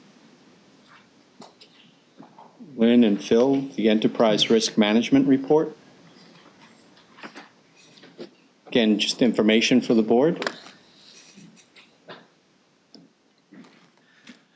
Good afternoon. I'm Phil Burkholder. I'm your Assistant Director for Enterprise Risk Management. So I'm here to present your semi-annual ERM report. In the interest of time, I'm going to give you the streamlined version of this. The detailed comments are actually in the item, so I don't want to burden you with the extras if we don't need to cover them. So the heat map that you see here is staff's assessment of the organization's risks as of December 31st, 2022. You will see there are 2 risk categories that changed from the last time we reported to you. One went down, one went up. I will tell you that in this case, this is really just the product of us doing our job, of us evaluating and managing our risks appropriately to see these go up and down. The details associated with each of these risk categories are in attachment 2 of item 5. So the details are there if you'd like to read them or ask me any questions about them. The emerging risk universe map. This is an updated version from the last time we shared with you. This includes the changes we shared in the January CEO report. And those changes are these. So human capital is a combination of 3 emerging risks that were called out before, and those were endemic COVID-19, blended workforce challenges, and post-pandemic talent. I never project well enough, so we got to pull that microphone a little closer. Thank you, Jonathan. So the staff felt that having one larger human capital emerging risk better allows us to manage this emerging risk. We also added ESG opposition and ungoverned software as a service to this list. We also removed one, and that is the new ransomware attacks. That is something that our ISO team has now, they've actually had it for a while on their list. It's absolute, the mitigations are operationalized. They're managing that risk. It's no longer an emerging risk for us. So we have chosen to take it off of this list because it's absolutely a risk that we're managing. So we are going to continue to look at the emerging risks. We're going to continue to explore and monitor the ones that we have on this list. And with that, that is the comments that I have prepared for you for now. Thanks, Phil, and always appreciate this slide. It's a terrific slide, gives us a great visual. Any questions or comments for Phil? A couple of board members, Mr. Gunning and then Ms. Yamamoto. Thank you, Mr. Chair. Can you just expand upon cyber risk or 5? Because is that insurance, that's the cost of it, not the actual cyber attack? Because my thinking is cyber's still a threat. Yeah, so no, it's actually our ability to procure cyber insurance in the future. Okay. It's becoming more difficult as a product. So where do you put cyber on threats? So it's not an emerging risk. It's actually on our risk. So let me say, go back. I would put cyber risk as information security, risk category 6. Thank you. Ms. Yamamoto? Hi, thank you. On the next slide, the big circles. Yes, ma'am. Okay. I was looking at the existential risks, and I think what kind of caught my eye was down below the artificial intelligence. Who's watching that? I mean, how do you The man. you know, I know there's things that we look for. What are some of the guideposts, some of the things that are red flags for this intelligence? Are there red flags for this intelligence? Or, well, I mean, how do we, why do you consider it an existential risk? And then what are the challenges to make it not an existential risk? So we added this risk. This was about a year ago, I suppose. We added this risk, and there was a lot of question around how far artificial intelligence can go. That was one of the reasons we brought the consultant to your conversation in October. So right now we haven't been satisfied to say that this isn't a risk. I think you're right. There's a lot of opportunity with artificial intelligence, and I think Ashish would echo that. There are within the organization lots of opportunities for that, but it's also the question was how far will artificial intelligence go in changing how we deliver benefits to our members? And we don't know that yet. And so because of that, we still have it on here because we don't really know for sure. Kind of like a watch thing. It is absolutely a watch thing. Yes. Chair. Yeah, I would just say that this is an evolving space. Absolutely. And almost on a daily basis now, there are articles in the media about the impact that AI is and will potentially have across all industries. Everything. In Los Angeles, which is probably the center for entertainment, the Writers Guild are now in negotiations, and studios are, there's talk about the best scripts that are being written now. Are they being written using artificial intelligence or people? That means jobs, right? So there's so many different evolving ways, and I think it goes to the long-term strategic plan about innovation. I think this is a space, Karen, that we will continue to monitor and we should continue to educate ourselves on. I suppose I'd say there are a number of these emerging and existential risks that are probably going to stay on there a long time. Yeah. They're just ever, as you said, they're ever evolving, and they're going to continue to evolve, and so we want to keep an eye on them, and that's really why they're on this list. And then you would report that out as part of your presentation then, as far as what's happening or not happening? Yes, ma'am. If there was an event that said, oh, this is something that's going to absolutely change how we, because the existential risk are the things that have a significant impact in the way that we deliver benefits to the members. If there was something that we'd absolutely bring that to your attention. Both of our risk champions and our executive risk and compliance committee, we meet quarterly. We bring this up. We have this conversation on top of any conversations that are happening at a lower level. Okay. So hopefully that information will bubble its way up to you if there's some significant event. Great. Thank you. Thank you, Mr. Chair. Of course. Thank you. Mr. Johnson. Thank you, Mr. Chair. Quick question regarding existential risk, touching on shift to alternative education. I assume that encompasses like declining enrollment? That was meant to cover that also. There are plenty of other pieces and parts that will come in there. The AI Act's actually one that crosses over too. Okay, and one other one is essentially worth considering. It's been a touch point for the superintendent and been a trend in articles since before the pandemic has been exacerbated due to the pandemic, dealing with our declining teacher workforce. I think we talked about that last time too, and we didn't call it out specifically here, but the fact that it's come up again, I think it's probably worth calling it out. It is kind of built into some of our other risks themselves. Okay. But they're certainly willing to include that here if there's a need to call it out, we'll happily call it out. Okay. Thank you. Thank you, Mr. Johnson. Any other questions? That's all. Thank you very much, Phil. Thank you. Joycelyn, we'll come back up in item 7. Thanks again, Phil. Okay, Joycelyn, this is an action item. Yes, Joycelyn Martinez-Wade, Director of Governmental Relations. I'm back to cover item number 7.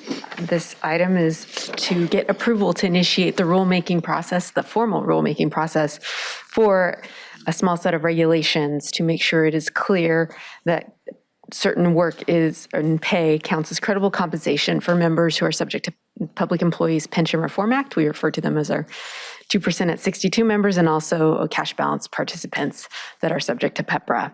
And so it's a small paragraph. The language is included in your item. And we are recommending that you approve beginning the process, as well as scheduling a public hearing where verbal comments can be made at the July board meeting.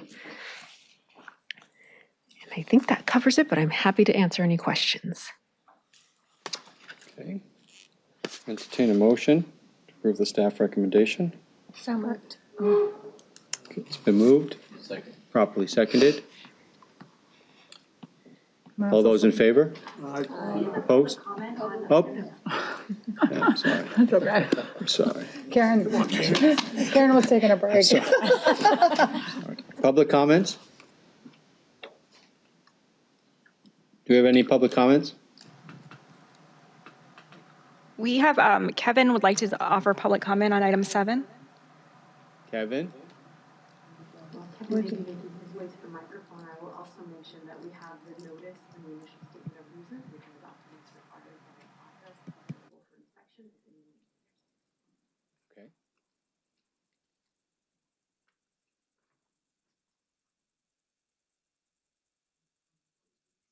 Don't see Kevin. We don't see Kevin. Kevin? Okay, Kevin, you had your chance. Oh, here he comes. Kevin? It's like you're being called to the principal's office. Mr. Welch? You haven't seen enough of me yet, right? I'm Kevin Welch. I'm chair of the CTA Retirement Committee. Good afternoon to you. CTA recommends that the CalSTRS board direct staff to hold a public hearing to hear from the public regarding the proposed regulations. We appreciate that CalSTRS staff has engaged with our staff and with other stakeholders. We have had several meetings on this topic, and CalSTRS staff have been patient in explaining the problem to be solved and responsive to our feedback to possible solutions. We do our best to think of every circumstance, but there may be some situations that we have not contemplated. A public hearing has the potential to surface new questions, comments, or concerns that we have not yet reviewed, but that could be benefit to CalSTRS members or those who report compensation to the system. CTA believes that public discourse and Transparency is crucial for all parties involved in crafting the most useful set of regulations. In general, when entering the regulatory process, it should come as no surprise that we will always be requesting a public hearing. While a public hearing may at times seem like unnecessary bureaucracy, we believe it is a good practice well worth the extra effort. Thank you. Thank you, Kevin. So to that point, why wouldn't we, are we planning to have a public hearing? We decide that. And The recommendation is for the board to hold a public hearing. It is possible that you could delegate it to the CEO or staff to hold a public hearing. Sometimes that's more effective given that to delegate because it could speed up the process. In this case, because of how the Office of Administrative Law chooses effective dates, we wouldn't gain any time by delegating to the CEO or other staff, but that is a possibility. It wouldn't or would be helpful? It wouldn't in this case. Okay. Sometimes it is. So when would we have the public hearing for this? When would this be? With the board, we are recommending July, and I think it would be outside of the board meeting, but sometime similar if it was delegated to staff. So we're not going to delegate, I don't think we should delegate it to the staff. We'll do it with the board, we'll figure out the logistics. Is everyone okay with that? yes, Okay, great. All right, so any other, Ms. Hendricks? no. Nope? Okay. So there's a recommendation to, there's a motion to support the recommendation properly seconded. Sure. So all those in favor? Aye. Opposed? Abstentions? Okay, that passed. Thank you. Thank you very much. Thank you. There's a 10-second delay on the store. Oh, okay, okay. How's everyone doing in terms of pacing? We have pension solution. Anyone want to take a little break? Okay. Yeah. Can I just ask a question about this? I know we closed this item out, but it says, and direct staff to schedule a public hearing. This schedule staff, the staff is going to do it for us to have the public hearing. Correct, Okay. in July. Okay, All right. got it. So we're going to take a short break, a restroom break, and then we'll come back. Thank you.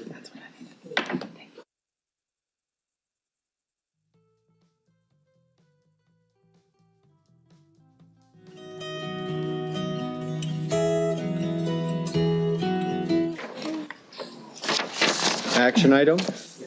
Okay, turn it over to you. Good afternoon. My name is Ashish Jain, Chief Technology Officer and sponsor of this project along with Bill. We'll go over the deck, but before we'll go over the overview of the project, I would like to introduce to Anthony Sweeney. He accepted the project director position. He's in the back. He brings 3 decades of experience.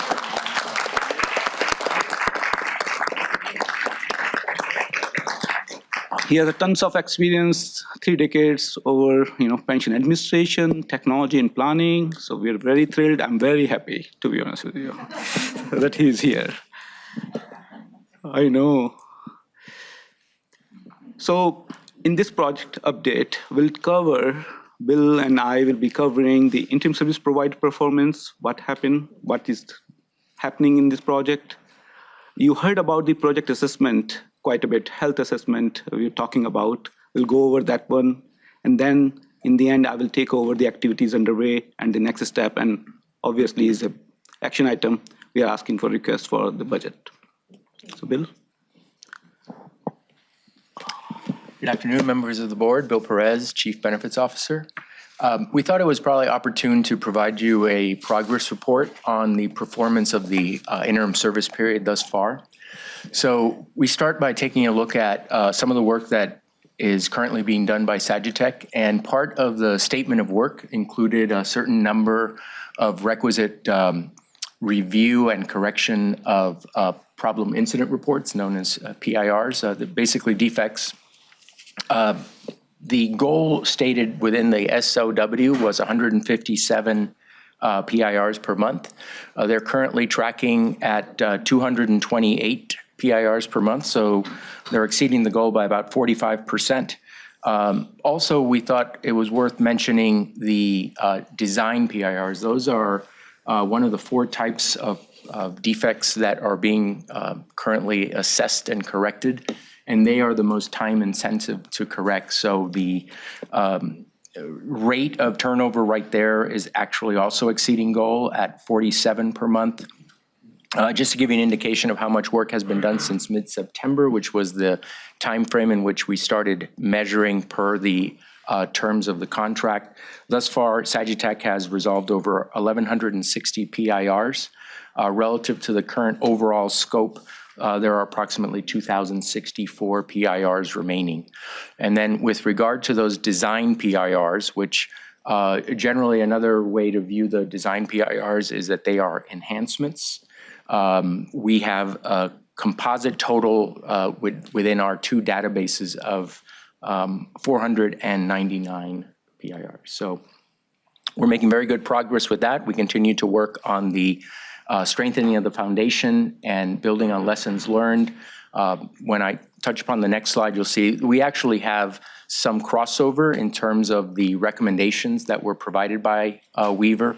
So Weaver started its overall assessment in earnest in October and completed the final report in mid-February. Amongst the conclusions, they provided 42 separate recommendations along with 6 activities related to data cleanup. In terms of the data cleanup, those are going to be ongoing throughout the 3 phases of the project so that they're already in flight. And we anticipate that we will have completed about 2/3 of the data cleanup by the time that the new vendor is brought on board.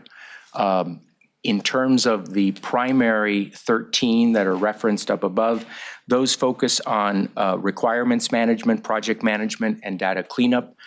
We will have those completed by the time the procurement is put forth. And then we anticipate that roughly half of the overall recommendations will be implemented by the time the new vendor is onboarded. Due to the nature of the category, and I'll just very briefly touch upon the 5 sort of buckets that these 42 recommendations fall in. First and foremost, requirements management for the purposes of the procurement, quality management, project deliverables, and data conversion. The data conversion is something that has been ongoing for a significant period of time. We've got currently an assessment that's looking at overall progress. If you move to the next slide. One of those elements does look at data conversion. We have about 99% of the data conversion completed, about 1 billion lines of code. We have about 1% currently remaining. They are the more complex types for purposes of conversion. When Weaver was looking at the overall progress, one of the things that they looked at was determining the relative progress on testing in the project and completion. So for FR1, which you may recall was completed some time back, that's the employer environment, we completed soft launch successfully. We've validated the completion both on the vendor side and CalSTRS side for testing. Relative to FR2, that portion of the overall project is what contains essentially the majority or the bulk of the system functionality. And it's important to reiterate, and I believe we mentioned it last time when we were providing an update, that the majority of the code has already been written. So what we're looking here is validation and also correction of defects. The FR3, if you note, has had code already developed, but vendor testing has not initiated and will not be initiated until after the new vendor is in place. Thank you, Bill. So the key takeaways for the health assessment is there is no surprise. What that means is we were working, we updated to you that the overall our approach to the project, how will we govern, how will we seeing the end in the light in the tunnel. There is nothing change. The recommendation is all tactical, so it's not changing our overall approach. And the Weaver also, say that compliment that one that yes, they are in agreement in this. That is not changing the course of the project. What we did. did. So that's a very interesting, means it's a little bit more confidence to us that is nothing is in theirs which we have to change the overall the course of the action of the project. I'll touch upon quickly, Anthony, we just introduced you today, but we are focusing on optimizing our org structure for the project. We're working closely with HR. There are few positions which is thought that is needed to govern the project overall. Project improvement bill is touched upon. There are a lot of lessons learned, recommendation, and coming out from the health assessment. The team is working. I can't thank enough the team members. They're working very hard on this, that how we can make the arm around whatever the vacuum we left the previous vendor, and with this new vendor, how we will put our best feet forward. So there's a lot of improvement is happening in there.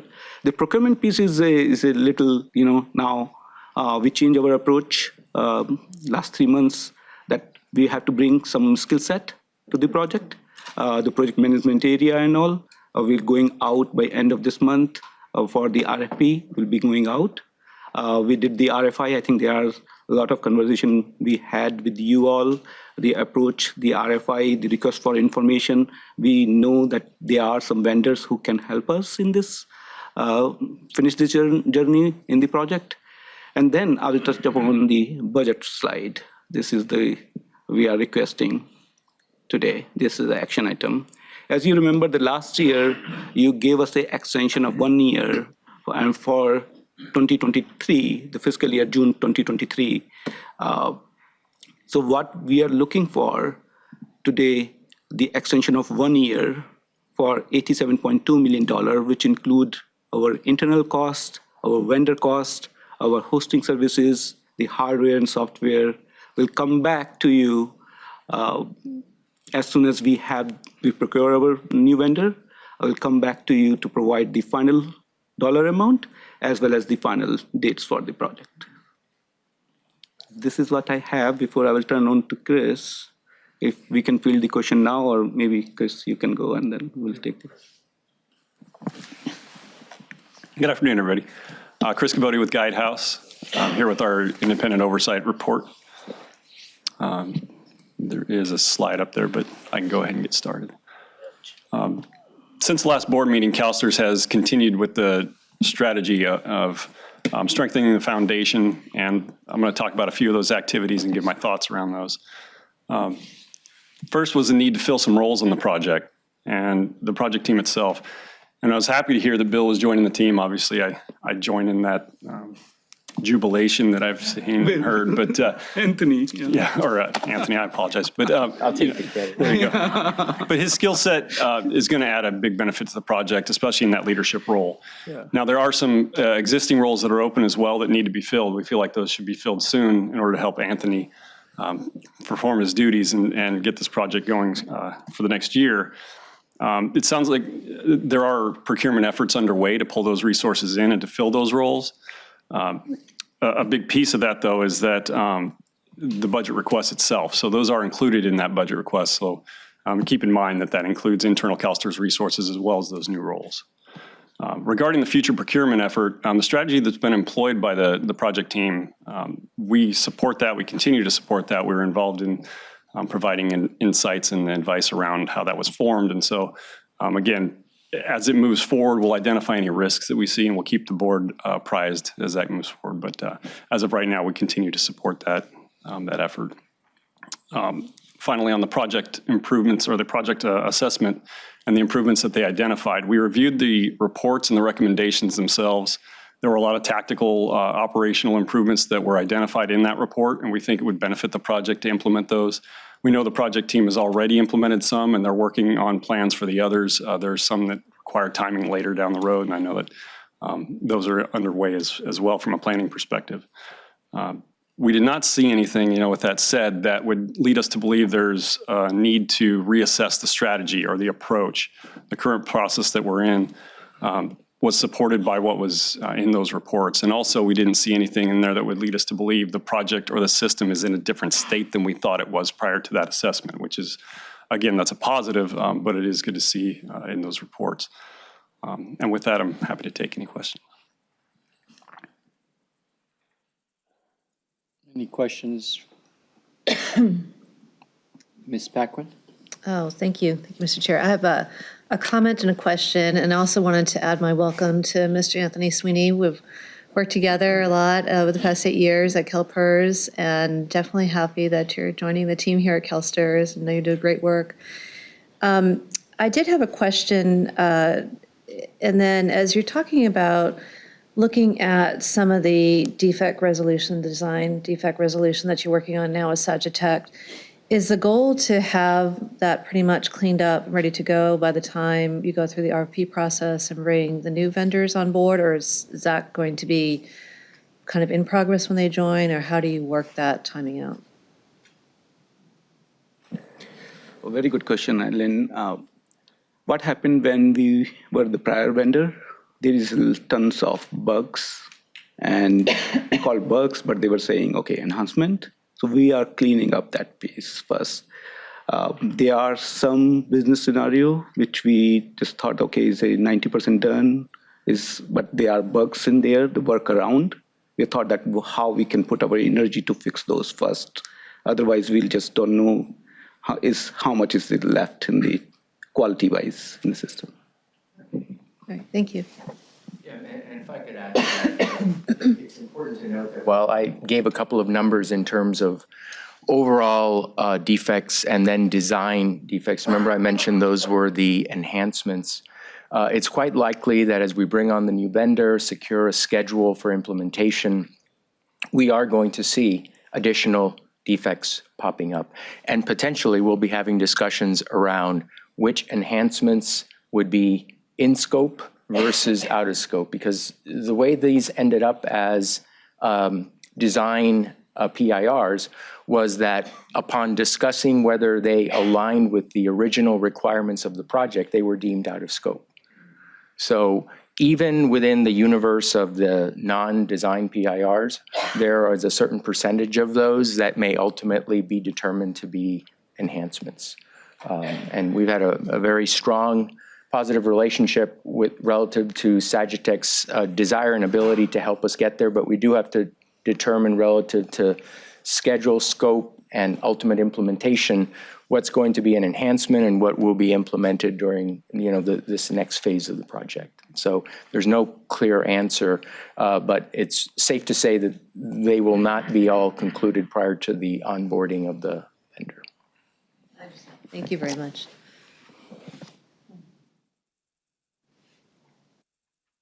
Any other questions? Seeing Ms. Whitaker. I have a quick question. Obviously, my team is working on this BCP and digging into all the details, but can I just ask, because I'm still trying to figure out the cost of the project in total, but adding this 87.2 million, how close will that get us to the finish line of having an operational system? I'm sorry if that's a difficult question and you gotta come back to me, but if we've already spent X amount of dollars and we're gonna add this 87, at what percentage can I kind of assume we'll get to after this amount? And okay, that's my question. Very good question, very tricky question to answer. So I think we are hoping, just like I mentioned, that we are seeing the light in the end of the tunnel. Is all depend on the vendor, the procurement, how soon we will get those resources in. Just like I think Bill was just alluded to the question about the scope and the overall design gaps and all, we enhance our governance process. Now, Julie, Lisa, me, and Bill is really, we are just tightening up there that, okay, what is must to have? And it's not like everything nice to have kind of. So I think as we talk to Harry, chair, and discuss about that one, but I think we are hoping that we'll have a good answer to your query, maybe as soon as we'll come back to you. But we are seeing that this much is left, but we can't quantify that one. Okay, this will be done in 2025 or early 2025, end of 2025. So we are still in the negotiation with that kind of. I think that's important to kind of keep in mind. Yes. because this is probably one of probably another request. And That's the top of our, everybody's on there. Yeah. I'm hearing from Lisa, Cassandra, and everyone that how we can make this project come and quickly, deliver that one. So. And so if we can maybe quantify that Yes. Eventually to be like, we're going to be at 60%, 70%, like, are we at 90%? I don't know. I don't know what the number is, but I would be interested to know. Yeah, it's a little bit tricky whenever we just talk about the technology, project. It's a 87 means there's a lot of interdependency in there. That's why it's a lot of deliverables. It just say is in one time is all 100%, but it's 90% or 80% is dependency on others. But we got your point here. Got it. Thank you. Thank you. The only thing I would add to that is in our, and this has all been presented, over the course of the last few years, but we did have a proposed path when we were still working with the original vendor. Those are things that we keep in the forefront in looking at a potential path toward implementation. So it isn't like we are completely in the dark while we're being, as Ashish pointed to, cautious of how much we bring forth prior to bringing on that vendor that will help us with the final stage of implementation. I'd leave it at, we have a vision for our path to implementation, and there is a light at the end of the tunnel is probably a good way to frame it without getting into the specificity, given that the vendor will help secure the and determine the final schedule to implement. So it would be, without having them on board, it would be rather premature for us to say, well, we haven't brought them on board yet, but we know this is when they're going to determine implementation date. Mr. Prasant, followed by Mr. Rufino, and then Ms. Yamamoto. Mr. Prasant. Yeah, thank you very much for the presentation. I know these are so much fun to listen to and look back on and all of that, but we're 30% over the original budget, and I guess all of us sort of have to lean back and say, "Oh my goodness gracious," But these kinds of projects are they're subject to that kind of bouncing. Sort of, unfortunately, we're bouncing up and it's not coming down. But please tell me that at the end of the road, that we will have a product that is technology current, it won't be outdated, and it will provide the solutions that is designed to provide. I mean, at the very end of the day, at least I want to know that we're not going to be, like a lap or two behind where technology is. Exactly. Very good question. I think Sagitech is in here. We are using their framework. They're making a commitment that is just not like as soon as we go live, we have to turn around and say, hey, can we just do a mini project to upgrade? So we are putting some check and balance in there. The technology advances in the last 6-7 years, and we are making sure. That's like I think I mentioned to a few of you about the cloud. We are going to the cloud. We are not waiting for going live, and then we just make an effort to go to cloud. So those are very conscious decisions we are making. Yeah, thank you. And I take it that some of the additional expense is to address that very issue of, trying to keep current.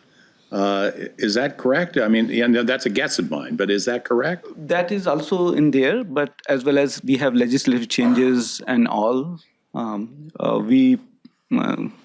Brian Barto is back. I think we put the security in the first front, and then we approved that change order. You remember that one? So yes, that's also the security and all is also added on in there to just what we learn over the years and learning as we just speak that something is happening, new things happening, AI is coming, and how we will integrate few things in there that, okay, fraud detection and all we built in there. So that's the part of our overall.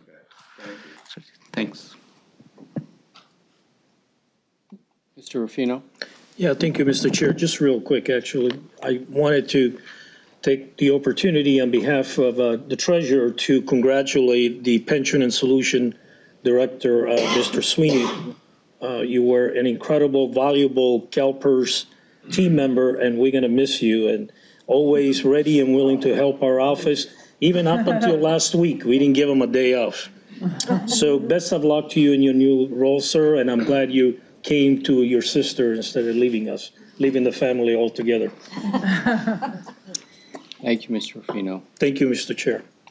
So there's a request for additional dollars for this project to get us through 2023-24.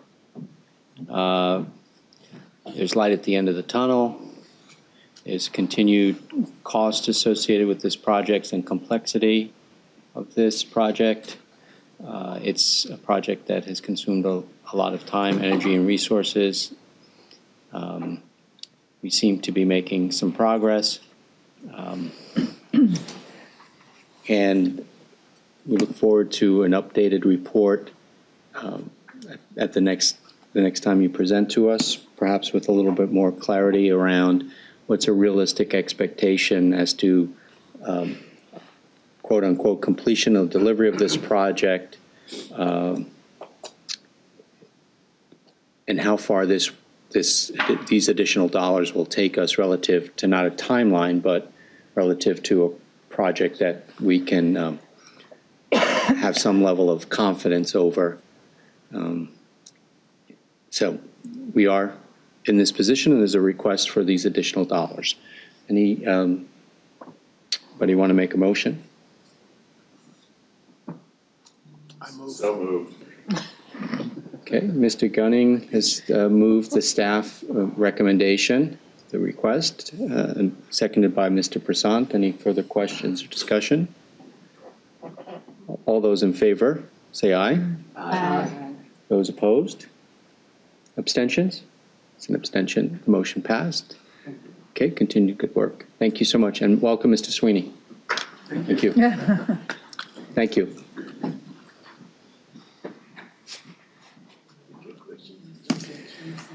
Oh, the chairman's tired.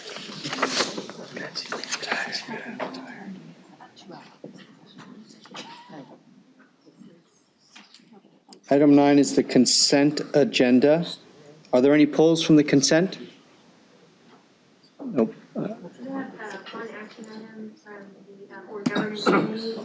Move to adopt the revisions to the consultant evaluation policy in the board governance manual, section 2K. Thanks. Do we need to do anything with that, Jennifer? You just read that into the record for us? Thank you. All those in favor of approving the consent agenda, including what Jennifer just read into the record, say aye. Aye. Opposed? Abstentions? Thank you. Information request items referred by the committee for board direction. Any, Jennifer? Thanks. Item 11, new business. Any new business? Yes, there were several from item 3, including the 2 questions regarding investment capital allocated to minority women developers and the proportion of real estate with management of color. There's also some requests for some more structured follow-up on the responsibility, oversight, budgeting, et cetera, for your DEI process, and a request for a board DEI program, which is a larger bid. Item 6, there was a request from Ms. Hendricks, and I will get those specifically from her on the climate risk in the portfolio. And then item 8, there was a request for the completion of the deliverables budget relative to the project completion.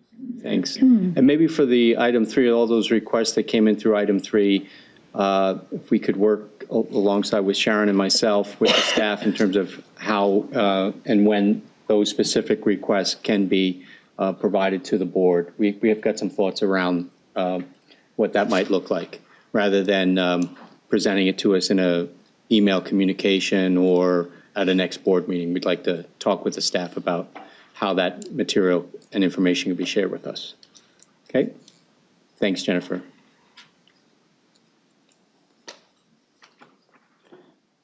Cassandra, anything you want to bring to our attention for the draft agenda for the next meeting? The next meeting is just a lot about the actuarial evaluation, so that'll take a bulk of the primary content of the meeting with Mr. Lamoureux and Mr. Rick Reed. So we look forward to that presentation.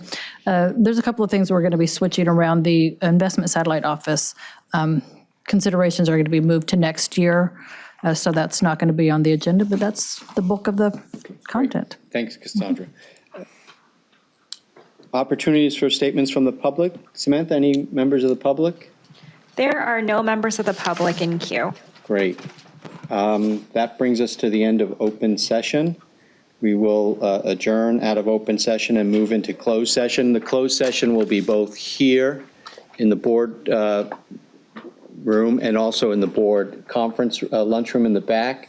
We're going to begin with in closed session here in the boardroom, and we're going to begin with item 17, which is the board decorum and security protocols. So that's where we'll start here. So those of you who don't need to be here for this item, it's good seeing you and have a good rest of your day.